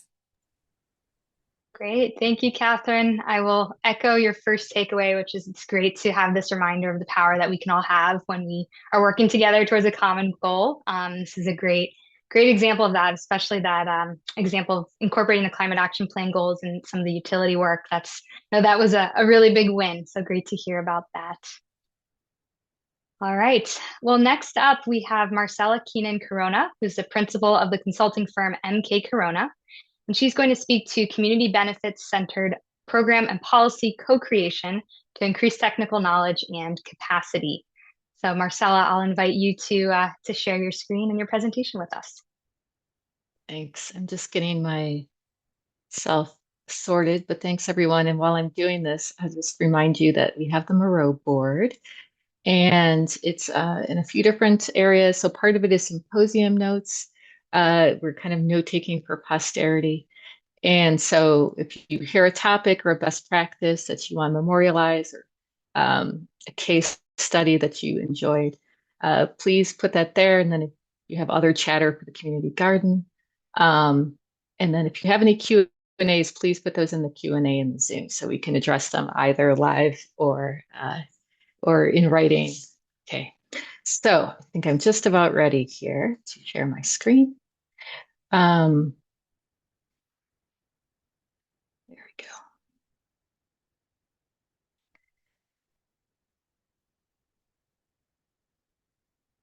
Okay. Looks good, everybody? Awesome. Okay, so welcome. This is Climate Planning for Everyone is sort of my name for this presentation.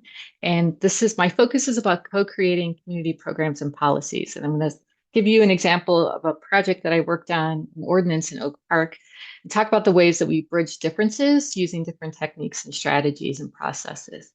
My name is Marcela Corona, and I am the founding principal of a climate justice planning practice, MK Corona. And I am based in Chicago, which is located on the national traditional homelands of the Anishinaabe, also known as the Council of the Three Fires, the Ojibwe, the Odawa, and the Potawatomi nations. Many other nations have a relationship to this land, as you can see on the map.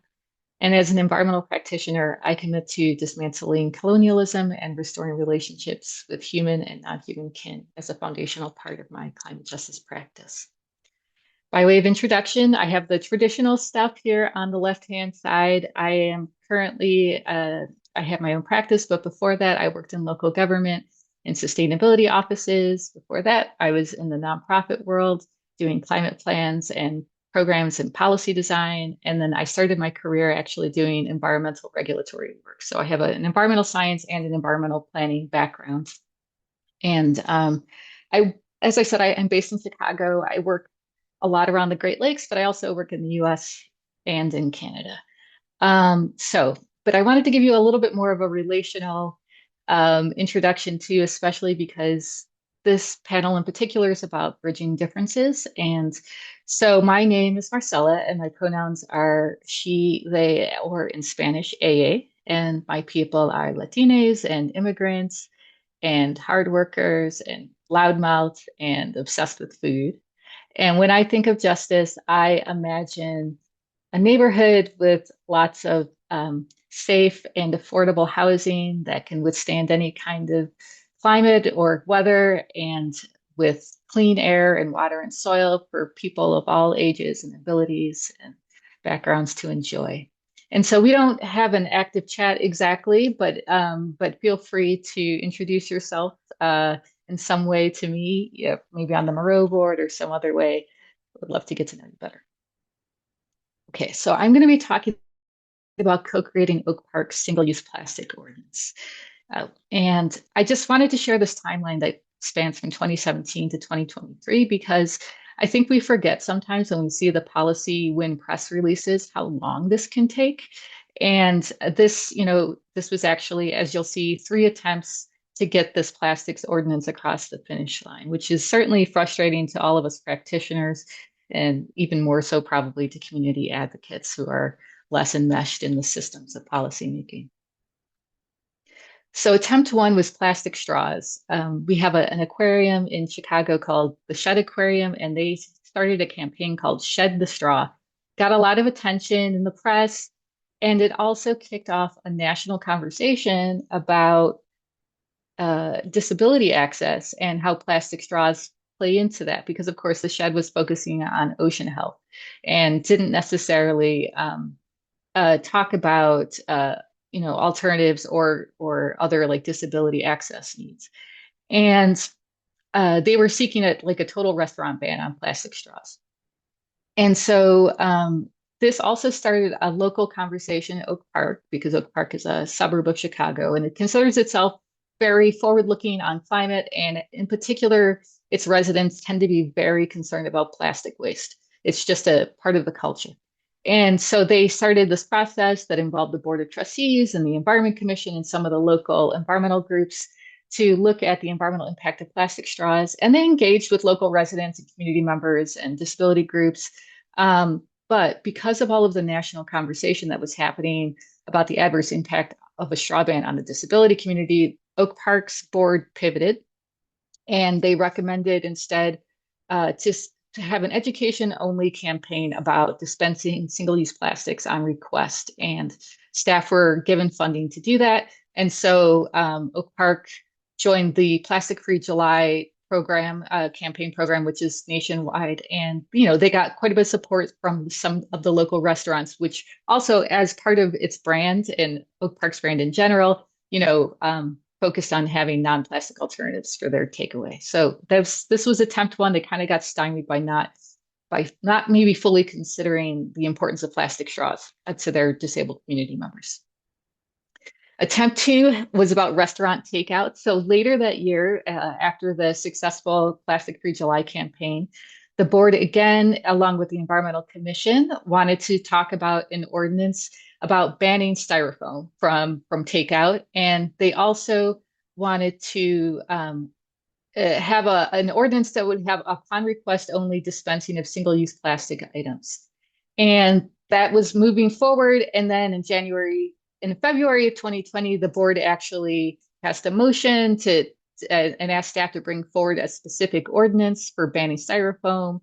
And then in March of 2020, of course, COVID-19 pandemic was declared, and that shifted the priorities of the village staff, of course, but specifically reframed the conversation around disposable servingware. So, there was just that entire process halted and staff did not bring forward an ordinance. So this was take two, and perhaps not considering the importance of single-use plastics during emergencies and for hygiene reasons. Take three really started with Climate Ready Oak Park, and this was at the time that I joined the village, I believe in late 2021. And I would say that policy design often begins with a really strong community engagement process. We heard about this from some of our other speakers today. So you have a comprehensive process that involves shared values, shared vision, and importantly, you start to identify those community connections and refresh and maybe make for the first time new relationships between local government and community members. One of the things that we did, of course, was a community-wide survey, and that survey identified reducing plastic waste as the second most important community issue. So this was still a really high value for the community as a whole, and it wasn't going away. This was something that people felt passionate about, even despite COVID-19 and the rest of it. They felt like there was a way forward. So there was other parts of the engagement process that were important to building up to this policy development, which is that we met with a lot of people during the process. Oak Park has like 20 different village commissions, kind of an unusually large number. We met with at least a dozen of them, plus a lot of community groups and institutions. And we had facilitated engagements with the Board of Trustees, with the department staff across the village, and other like citizen commissions. And this was really important because it identified individual leaders and people in positions of influence and their particular stance on a variety of environmental issues, especially in the small business and disability and environmental spaces, which were kind of the key actors in this ordinance. We also did a couple of other things as part of the planning engagement process that were new to the village. So we formed affinity groups with 5 different groups. You might think about them as like citizen planners, right? So they met 5 different groups: Black residents, youth residents, disabled residents, older adults, and English language learners. They each had their own group, and they met over a series of months with the planning team for facilitated workshops that resulted in language and actions and specific recommendations that were incorporated into the final adopted plan. And so that was important, again, for kind of building this muscle between local government and various affinity groups, and that trust and relationship, so that they know that what they say when they say things about policy actually can become part of a document that the village itself, its governing body, adopts and puts forward. We also did another thing called human-centered design meetings, and this was focused on one-time long workshops with social service groups and their clients that are typically harder to reach during sustainability planning process. So we met with local groups that supported housing security, food security, mental health, and mutual aid. And we met with them individually in a more like generative, arts-based way to kind of envision and think about how climate issues impact them directly and how they can be reflected in the plan. So again, building a new muscle around design thinking and new ways of collaborating in a more relational way, and collaborative way between government staff and local community groups. And this all led to the climate ready language around waste, a specific goal around reducing plastics and packaging waste, and a specific action that was to adopt an ordinance, again, banning polystyrene and single-use plastics, but already out of the gate noted exceptions for single-use plastic straws and the importance of availability and affordability of alternatives. So even at this point, the policy development process took over a year. And of course, it involved a lot of the traditional meeting with commissions and the board of trustees and drafting of language. But importantly, and public engagement, forums and things like that. Importantly, in the middle of all that, there were these design thinking workshops. So again, we're going back to this human-centered design idea. And here we were kind of bringing together all of the elements and the strengths that we had gained through the planning process. First, by making an invitation to those who were the most impacted by this proposed ordinance. So extending invitations to leaders within the small business restaurant community, which is quite strong in Oak Park. I would say most of their small businesses, or a great number of them, are restaurants, as well as the disability community, and of course the environmental community, which was sort of the driving force behind this ordinance to begin with. And we invited them to come through for a series of 3 workshops that were going to be facilitated by village staff, to help us to really shape this ordinance together. And the first workshop was all about framing the question: what does success look like when we're doing this? What do you want the outcomes of the ordinance to be? Not like, how many people did we engage, but after we implement it, how do you want your business and your personal lives and everything else to thrive? Then we, between the first and the second workshop, we all did research. So even the community members too went back to the communities, asked specific questions. We came back and shared our insights, and we shared concepts that we wanted the ordinance to reflect. And there were tons of sticky notes, of course, because we're planners and we love sticky notes. And then in the third workshop, we wrote a prototype of the ordinance together, bringing together all of these things, reflected on it. People had time to go back to their communities for feedback and send us notes as staff for refinement. And that became the final ordinance that then went through the typical legislative and public engagement process. Just a few notes. Of course, we ran a broad community survey. We had different questions for community members and restaurants. Residents showed strong support, saying they'd be willing to put their money where their mouth is, paying more for non-plastic alternatives used by a restaurant. And restaurant owners said they could shift away from polystyrene given enough time. So in this case, about 2 years, that they could do it. But they also noted that slim financial differences really influence heavily how a restaurant makes its decisions, and they need dedicated technical support to make this happen. The accessibility representatives came back with this analysis and explained to us that although alternative straw types can work for an individual disabled person, no one alternative straw type will work for all disabled people. And except for single-use plastic straws, they really are kind of like the universal common denominator. And so it's important to keep them in the mix as an option for people who otherwise then they didn't have this plastic straw at a restaurant and forgot to bring their own to the restaurant. They wouldn't be able to drink that day because they didn't have a straw. So it's like, it was so important for the environmental advocates to hear this directly from the disability community. This was the missing piece in Oak Park before that inability to hear each other. And I love this quote from a restaurant owner who said, plastic straws are part of good hospitality. So we're really reframing this question.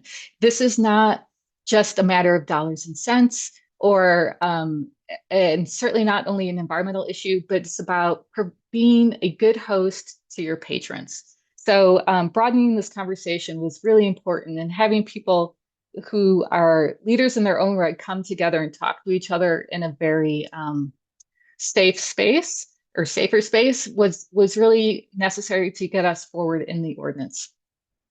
At the same time, staff did a policy landscape analysis. It helped that a lot of our local neighbors were already moving towards this direction because Oak Park loved to think about itself as an environmental leader and didn't like to be left behind. Nationally, many larger cities also working there, and Oak Park, even though it's a small village of 55,000 people, said if LA can do it, we can do it. You know, they had no shortage of ambition. And then finally, the state of Illinois itself, where Oak Park is located, was also moving in this direction with proposed state legislation. And this was important in bridging differences between sustainability staff at the village and the business licensing staff at the village, because to be honest, the business licensing department didn't really have any sustainability ambitions. All they wanted to do was make sure that the businesses were supported.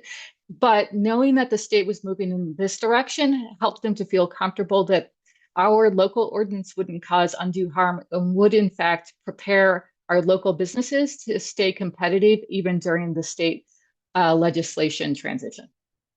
Okay, so there was success. The ordinances were adopted.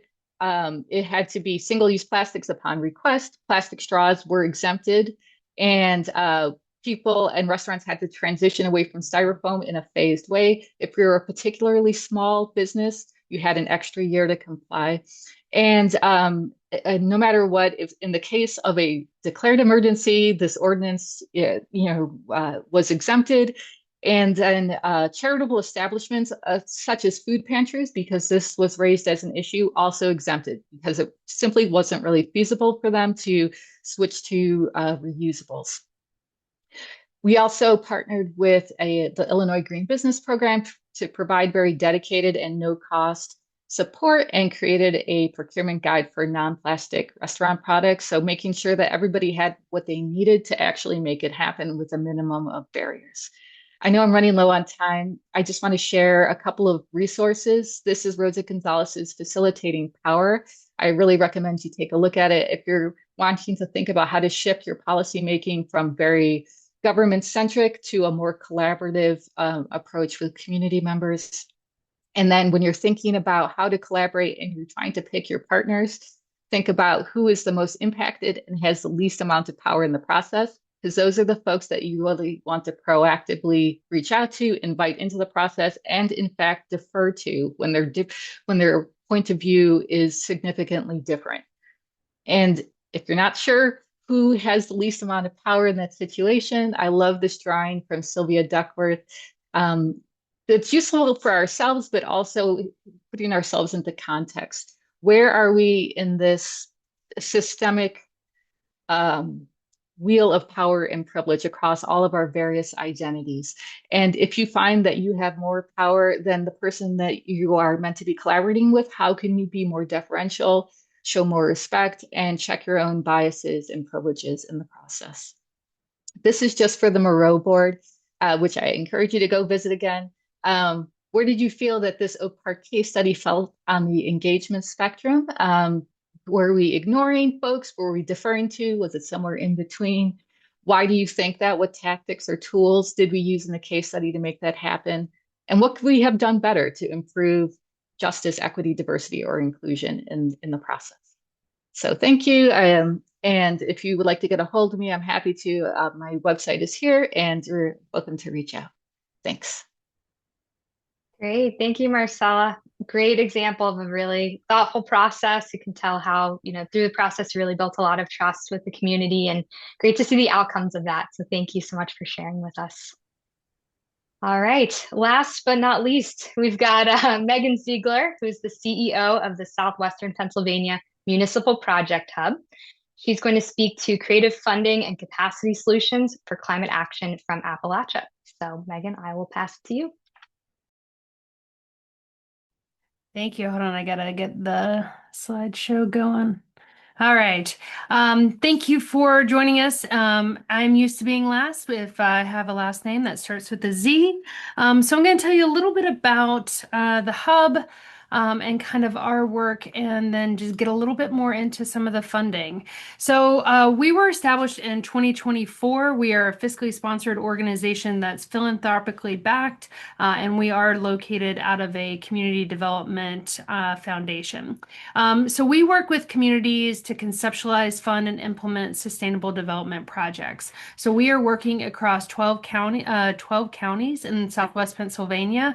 So we are working with municipalities, government level agencies, and anyone who's focused on economic development. And so one fun fact about Southwest Pennsylvania, if anyone's not familiar, we have a lot of municipalities. So just in this 12 county footprint, we have 560 municipalities. So don't worry, collaboration takes many forms, and you can do it if we can do it.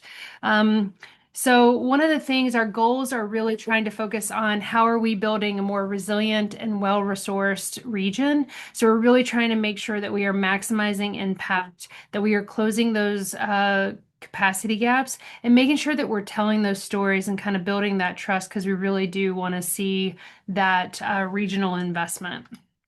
So one of the things that I think it's really important to kind of note, so we were specifically established because what we were seeing is that our region as a whole was lagging behind in being able to secure federal funding. So we were established in February 2024, and our goal was to work with low capacity communities to get funding. That was our job. And I was really proud of the fact that in 10 months, we were able to now I can't be able to apply for over $151 million, and we were able to get 22 million secured.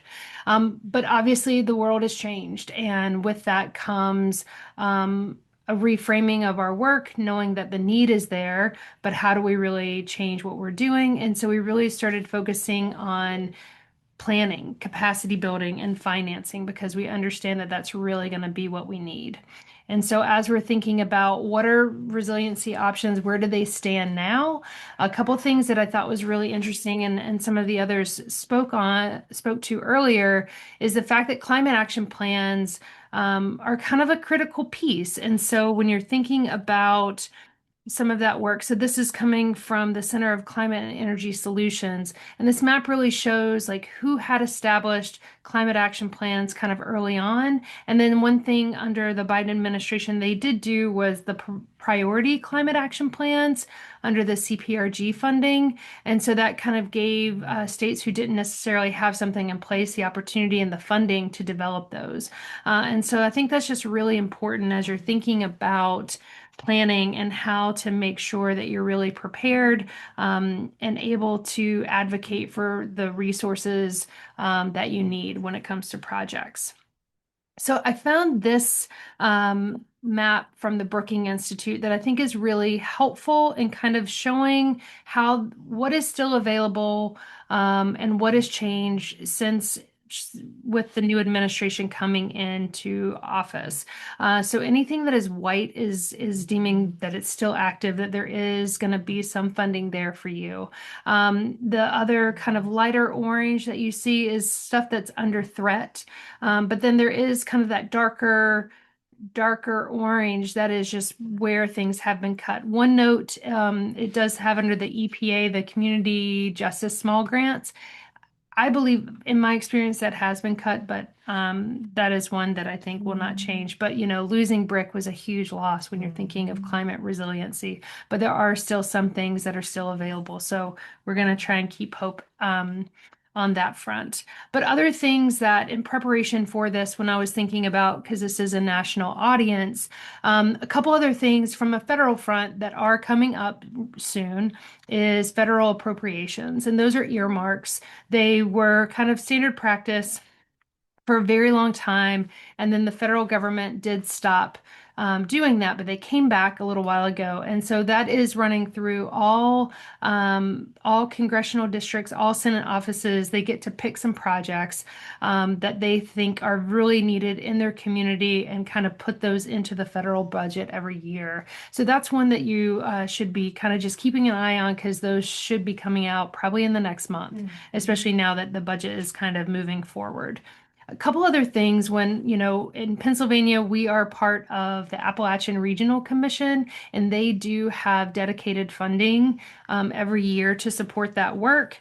And that's just really important just to keep in mind. And I did look and find some other federal commissions across the country that do have other funding as well. So the Delta Regional Authority, the Denali Commission up in Alaska, and the Northern Border Regional Commission. There were other commissions that are fairly new, but it looked like they were still kind of getting their organizations and their organizations together, and then they will probably be launching federal funding as well. So that's just something to kind of keep an eye on, which is really important.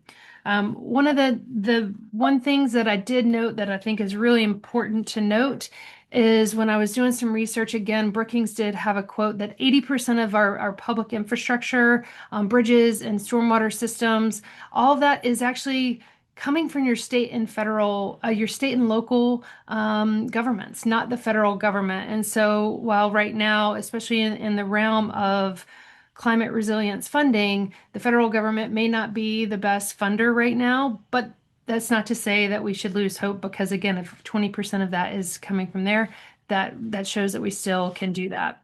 Some of the ways that that's really starting to take shape is really through municipal bonds, property taxes, and revenue assessments. And while that is fine, there are some issues with that. Like with municipal bonds, for example, those kick in. They're usually for a duration of time, but you have to start paying those back. You can't draw what you need when you need it. So you're paying for work that even hasn't started yet. So even thinking about ways that you can really start to rethink what you can do from a funding level is really important.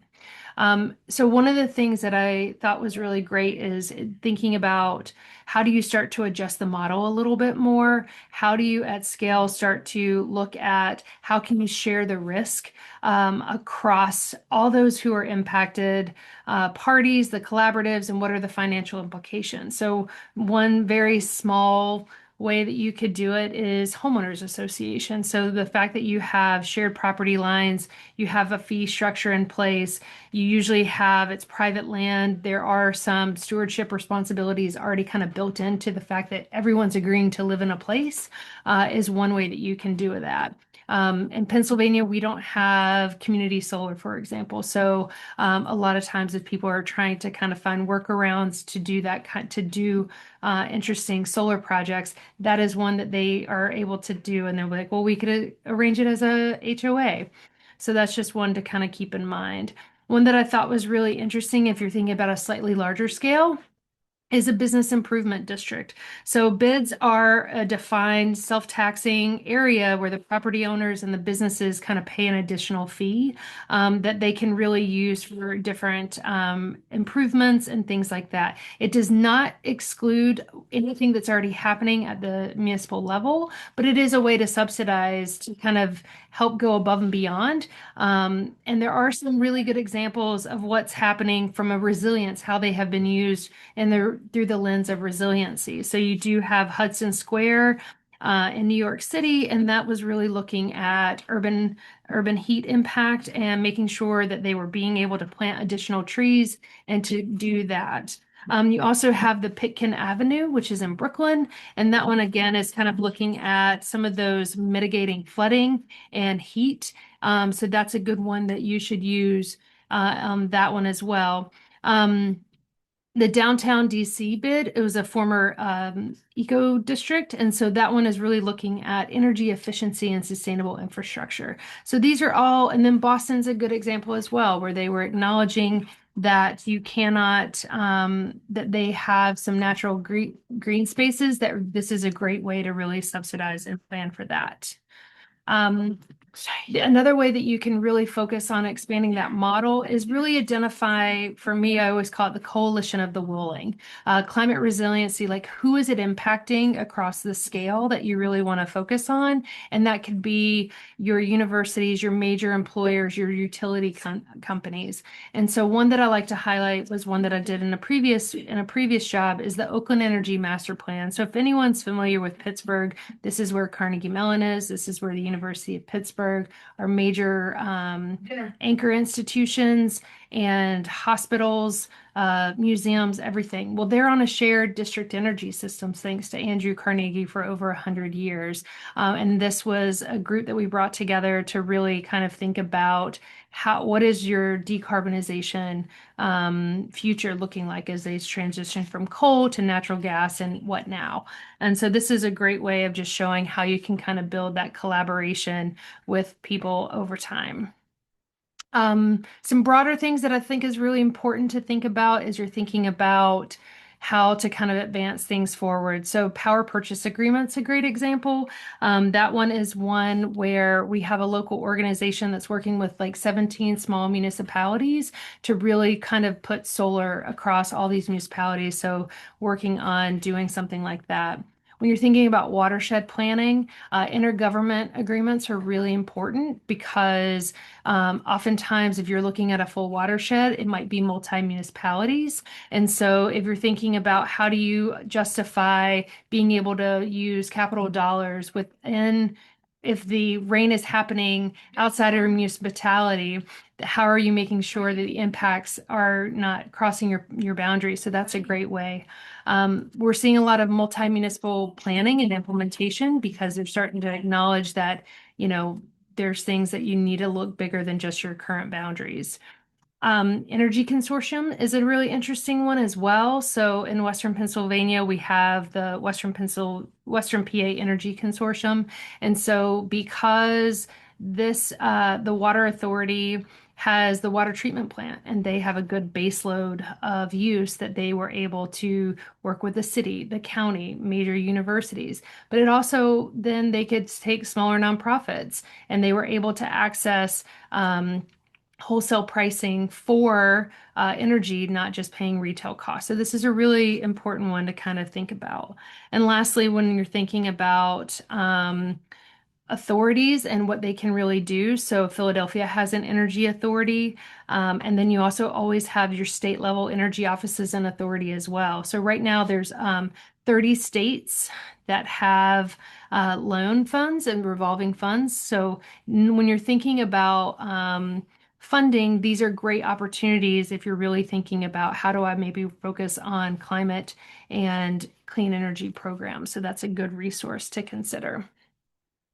Next up, I want to talk about commercial property assessed clean energy projects. So those are adopted usually at the state level. It's often called CPACE. So there are 40 states right now that have adopted that legislation. Then usually if it's adopted the state, then the counties usually individual counties have to adopt it.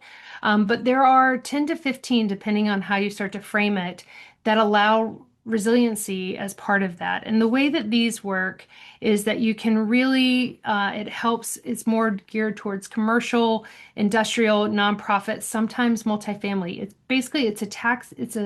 It's associated with your local tax entity, your tax. And so that's really important where you're thinking about how do I make these improvements, and it does usually cover design and implementation costs, but it's attached to your property taxes, and so it stays with the property. So that way the benefits are not just they're being carried over no matter who the owner is until they're paid off, versus just you're making this big investment that you have to pay off really quickly. So that's really important. So when you're thinking of resiliency, it could be seismic, it could be stormwater, it can be a lot of different things. So that's really important. Impact investors are a great way when you're thinking about this. So, if there is pensions, I know pensions are kind of a dying thing, but on the municipalities or in labor unions, they still have pension programs. And so how can you leverage those funds to do local projects within your community that are going to address the needs that you have? When you're thinking about risks, sometimes community development financial institutions, they're called CDFIs, they can have a slightly different pro forma where they are able to kind of lend money for things that might be seen as a little bit riskier. So those are a good option. I have also seen a lot of private or community banks. So sometimes if you are adhering to LEED or other kind of design guidelines, or you're taking sustainability or resiliency into account, sometimes they'll take percentage points off the loans if you're doing things like that. So that's really important when you're thinking about those things. Philanthropy is a great opportunity if you're really thinking about what can we do within our community. How can we have a good solid project where we want to go above and beyond. That's a good opportunity. And then the last thing I wanted to mention is public-private partnerships. So if you're really thinking about P3s, I've seen those used a lot with stormwater projects and flooding, but also with grid resilient systems. So one of the places that I've seen it used that I think is proving to be pretty successful is in North Dakota, the Fargo Moorhead area diversion project. So it's like a 30-mile stormwater diversion channel with different infrastructure. It's covering 2 states. And I think that's just a really interesting example where they've had catastrophic flooding and they're being able to address it in that regard. One of the way that it's been used, the grid resilient system, so RISE NYC microgrid. So that's a partnership with HUD, the city, and also the Economic Development Corporation. So that's a great way where they're saying that we know that we need to make sure we have resilient systems in place no matter what's going to happen, especially because they're so close to the flood areas. So those are just great ways to kind of support that. So thank you so much for letting me participate today. And, here's my information if you would like to reach out and talk all things Southwest Pennsylvania. Awesome. Thank you, Megan, for sharing those, different approaches to funding models, some creative financing structures. We had a comment here actually in the Q&A about how port and flood control districts are also good mechanisms for spreading risk and funding mitigation adaptation. So I just want to put that out there as well. So at this time, I'm going to ask for all of our panel 2 panelists to invite them to turn their cameras on. We're going to do some question and answer for a little bit here. I encourage the audience, if you have some questions, please put them in our question and answer. If you have some reflections on the presentations or things you want to chat about with your fellow attendees, please put those in the Miro board. I'm glad to see some Post-it notes moving around in there. All right, so I'm going to start off with a couple moderated questions. You all showed some great case studies, some examples in diverse environments. And in some of those environments, climate action can be kind of contentious or isn't necessarily a word or a phrase that we hear as often. So I'm curious, what language, framing, or entry points have you found most effective for bringing people with different views to the table? So curious, maybe Sean, maybe I'll pick on you to go first. I'm curious if you have some thoughts about this or some lessons learned to share with us. Yeah, absolutely. Particularly in Florida, this has been a constant struggle with every community that we work with. There's such different political environments at the local level, and everyone's coming into these discussions with different perspectives and priorities. But what we have found to be most useful is to connect with the concerns of everyday citizens. If you come in and say, the world's falling apart and all of our communities are going to be underwater, you're likely to polarize, a few individuals or groups.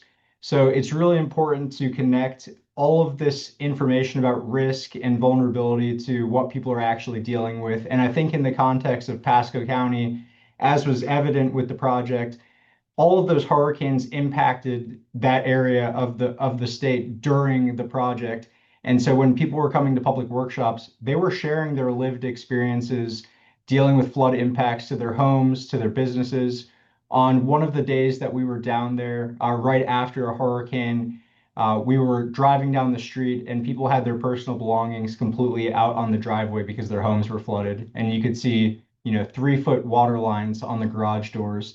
So that's what I have found to be most important, is connecting with lived experiences and what people are actually going through. And the final thing that I would add to this discussion is to elevate local leadership with all of these initiatives, particularly at the local level, bringing elected officials along in the journey to raise their awareness and connect ideas from the community with their priorities is really important. Great, thank you for sharing. Yeah, coming to the table with those kind of shared values and seeing the things that we can all agree on, it sounds like a great starting point here. Marcella, I know you've got some great examples from some of your work. Do you have a perspective on this question? Yeah, and in my case, I'm usually working in communities where it's not necessarily a political problem to say the word climate change, but that doesn't mean that people are approaching it in the same way or don't have different interests. So I find that, kind of to Sean's point, it's really about speaking to people's individual values. So when I was at times I work on a lot of flooding stuff too, and often in communities where climate change is maybe not top of mind, there's a lot of other resource constraints happening. And so talking about things like saving your being able to keep your keepsake safe, like these like very personal items, or making your home just more comfortable for you over time, like even during like a really hot day, becomes a much more accessible way to communicate the kinds of solutions, but also just a lot more relevant in terms of people's everyday lives. So I think it does come down to relevance, avoiding the sort of like whatever your personal values are maybe don't really matter as long as you're speaking to their values in an honest and true way. So if you're connecting to the fact that what they really need is a safe food supply, you can talk about that in an urban, as a way to like promote urban agriculture, or things like that. Or there's just so many ways that sustainability makes sense in people's lives. You just need to figure out what they need in their life, and tailor your message to them so that they can join the movement in at least part of the way. They may not ever do all of the things that that can be done. I don't think any of us do, but they'll be part of the forward movement for the whole Great, great. Want to move on to our next question here. We've seen some examples at many different scales of collaboration, from individual communities to counties to regional coalitions. And so I'm curious, what factors help you determine the right scale of action, and what lessons can you share about building effective partnerships at each of these levels? So I'm curious, Catherine, you talked about the regional coalition level. I'm curious if you have some thoughts on this question. Yeah, I think sometimes with this work, it's just maybe taking like an emission sector as an example, like thinking of the buildings sector, like it maybe isn't a matter of choosing which scale, but we know that we have to take action at all scales, right? And so it's like how can our members plug in at those different scales? So, in Minnesota, we can't adopt cities can't adopt stretch codes. And so they've started to explore sustainable building policies where they can, require private developments with a certain amount of city investment to meet X, Y, and Z criteria. But then at the same time, they can be working through our coalitions with other partners to advocate for statewide building performance standards, which is something that is in the works. So I think it's maybe like, we do have to tackle it at those scales, and like depending on what levers cities have, they can be involved in all those. There was a second part to your question. Yeah, just lessons learned at those scales. Yeah, I think a lot of it is time, and we know that like it takes time to build trust. And we talk about like the care and feeding of our networks to keep folks coming back so that they can develop those relationships, because sometimes the payoff, that's not really the right term.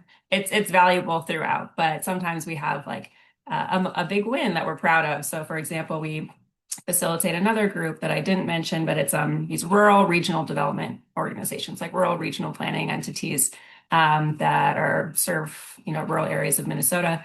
And we bring them together to talk about climate and clean energy. It's kind of a new space for a lot of them. And after a couple of years of meeting on this, we had this DOE grant that came out that seemed like a really good fit for statewide partnership. And so that kind of was born out of that group. But it takes a while to get to that point, and to get to a win that funders will compel funders to continue funding that kind of convening. But the care and feeding, the time is important. Great.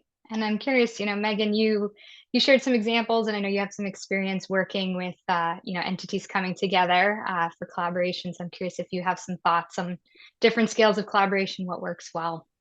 Yeah, I think the basis of a lot of our work right now is focused on the project level, and that's very intentional because it's tangible. And it's something that we feel like we can rally people around fairly easy. It kind of gives a way to build trust, and that it can really be kind of hopefully a quick win.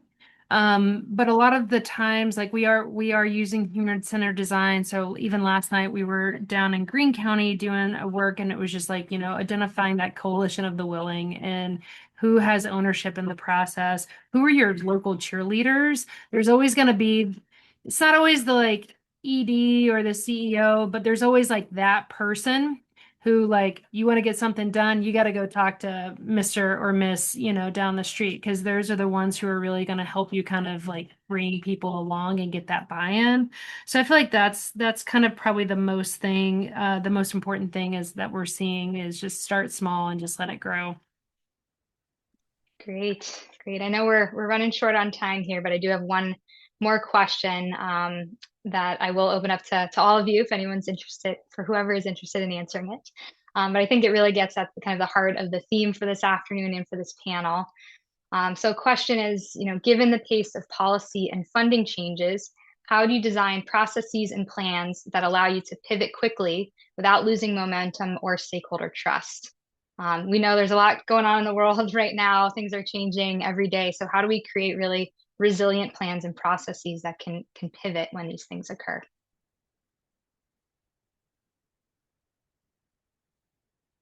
So any volunteers to go first on that one? An easy question, I'm sure, right? I think the broader the coalition, the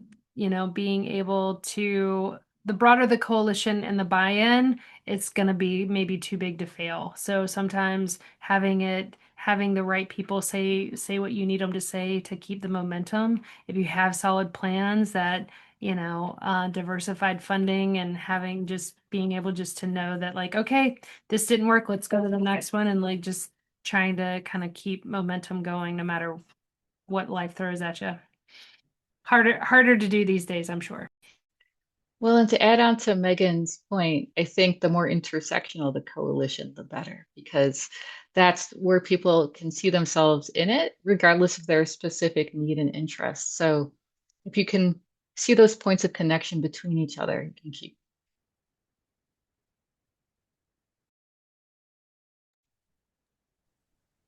And ahead, I would add that I think it's important to plan early and be prepared for these future opportunities. And what we've seen over the past decade is that there's a shift where communities are developing these system-wide or community-wide strategies. We're seeing, resilient Houston, resilient San Diego, and communities are looking at it from a very big picture perspective.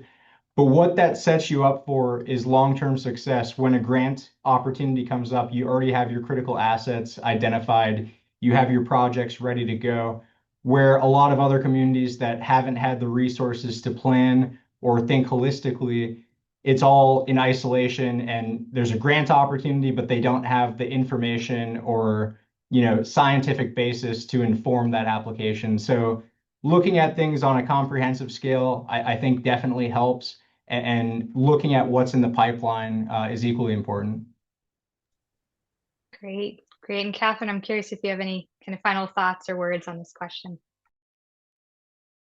Points. I might just build on what Megan and Marcella were saying about, in these coalitions, like in a time of, fewer federal grants, fewer state grants, fewer philanthropic grants, even like playing to our strengths. And I know in the nonprofit world, especially, we are prone to, we've got our turf, we're good at this. But I think like working together with partners, like we're good at this, you're good at this, let's help like support communities together. And I think that can go for local governments across the region as well. So that's what I'll add.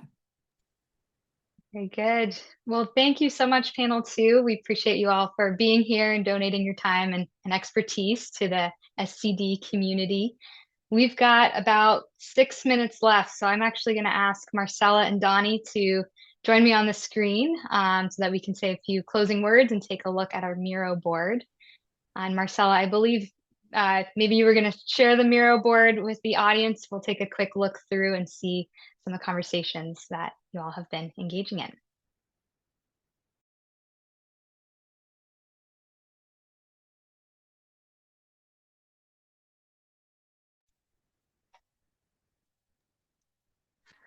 Donnie, I don't know if you would like to start with the first panel or if you wanted me to go ahead and share some thoughts. Sorry, why don't you go ahead? I'm still looking at all of there's a lot of different comments here, which is great. Yeah. I'm still gathering my thoughts. Absolutely. Okay, so panel one had a lot of activity in it, which is wonderful. A lot of note taking, which is great. I won't necessarily go after that, but I'll just point out that there's quite a few resources shared by the presenters and others, like very specific tools that folks can check on later. That's mainly in the purple. I was trying to organize it as panel one was going on. And also, I'll just come over here to the community garden and folks noting that they love the evaluation quilt um, and the humanity of the Pennsylvania scenario planning, just acknowledging emotional realities. I feel like that was a thread that came through in panel two as well, that emotions drive outcomes, and we need to recognize that this is no longer technocratic planning. There was also resiliency requiring watershed level design. And I think, a lot of panelists touched on flooding as a particular issue and the importance of hydrology in these panels. And so the fact that we can't divorce city and country anymore when we're thinking about planning is an interesting idea that is maybe not showing up in a lot of plans, because usually a community funds a plan for its community and not for its broader region. I guess that would maybe be at the county level. I mean, not too many watershed bodies are doing that kind of urban rural planning, as far as I know. A lot of commentary on FEMA maps and how they have been created over time and how they're managed and what's being regulated. So it sounds like maybe there's some opportunity to dig a little bit further as a division into how we're using that kind of FEMA data. Let's see here. There was such rich information in panel one and a little bit of Q&A. And Anna mentioned also that this Moreau board will stay active for a couple of weeks. So feel free to dig in after the fact too and take a look and add to it. Panel two, I'm going to say it was the scintillating conversation that led to fewer sticky notes. But again, we have some resources. A best practice of collectives and networks sharing their best practices and working together as a way to build resilience, I think is also a theme. There was a note on topics framing this issue of climate change is fraught in many rural areas, but focusing on extreme weather and uncertainty is usually acceptable to most. And I think that kind of speaks to, like, how do we speak about the problem or the planning question? What values are you speaking to that we talked about? And what language is sort of common language that you can bridge difference across? Anna or Donnie, do you care to offer any additional? Oh, before I just want to zoom in on this one. There's a little conversation around how the plastics, which was my presentation, was a good example of deferring to least powerful interests, but critiquing Oak Park itself as a privileged community with the ability to do it, and then the response that it's really more about the process than the money involved, and a response saying the ability to take sufficient time with processes is important in building relationships, especially in Indigenous communities. So it's not necessarily resource in terms of money, but it is a resource in terms of the luxury of time, which I think in panel one, Christine reflected on as well. If there's a sense of urgency, then maybe you do need to go back to those previous planning efforts and understandings, or a less consensus-based process. But if you're trying to get to a place with collective action, that will simply never. Donnie, anything else, or Anna? Yeah, at least as it relates to panel one, it seemed that people really appreciated some of the community-centered methods, and they're really looking for that, and not just the how, but the why. And in a testament to Dylan's presentation specifically, and then Megan's, I think everybody touched upon it in our group, but looking for what it really looks like in practice. So, who to involve and what tools to use and, what stories and testimonies really get translated into these plans and designs. And, Megan's example from an arts-based perspective and Dylan's example from, storytelling. I think those were powerful themes. And then, something else that I saw come through is the trust in the data and the decision making. Kind of makes planning for uncertainty even more uncertain, which is a major pain point. And I think some of the comments kind of alluded to that. But some of the participants raising some concerns about the credibility and bias and some of the common data sets. That was something that I found interesting as well. And yeah, just, audiences looking for more place-based examples, within the governance context. So yeah, and thank you for all of the panelists who put in the resources as well as take homes. Yeah, and just to add to this quickly, I know we're at the hour here, but just zooming all the way out, looking across all of the panels, thinking about climate planning for uncertainty in general. I heard kind of 4 themes that were reoccurring across multiple presentations, and Marcella and Donnie, you just mentioned a couple of them, but they are time, scale, agile decision making, and core values. And so thinking about the time it takes again to really build trust and do these processes right, looking at the right scale of collaboration, and what scale is going to help you pivot when you're throwing some of those curveballs, being agile decision makers or thinking about different scenarios, and again planning for that early. And then lastly but not least is always going back to those core values and making sure that's really grounding and centering the work that you're doing. So just a quick little analysis here. But yeah, I echo Donnie and Marcella's words. Thank you all for being here today. The recording of this presentation is going to be posted on APA Ohio's YouTube channel as well as the APA SCD website. So please, look for that if there's anything you'd like to revisit. Just a reminder that this session is available for CMs for the continuing credits. There will be a post survey when you exit this Zoom, so please fill that out for us. It's really helpful so we can continue to improve this symposium every year. And then again, as Marcella said, the Miro board will be open for about a couple of weeks, so feel free to revisit it.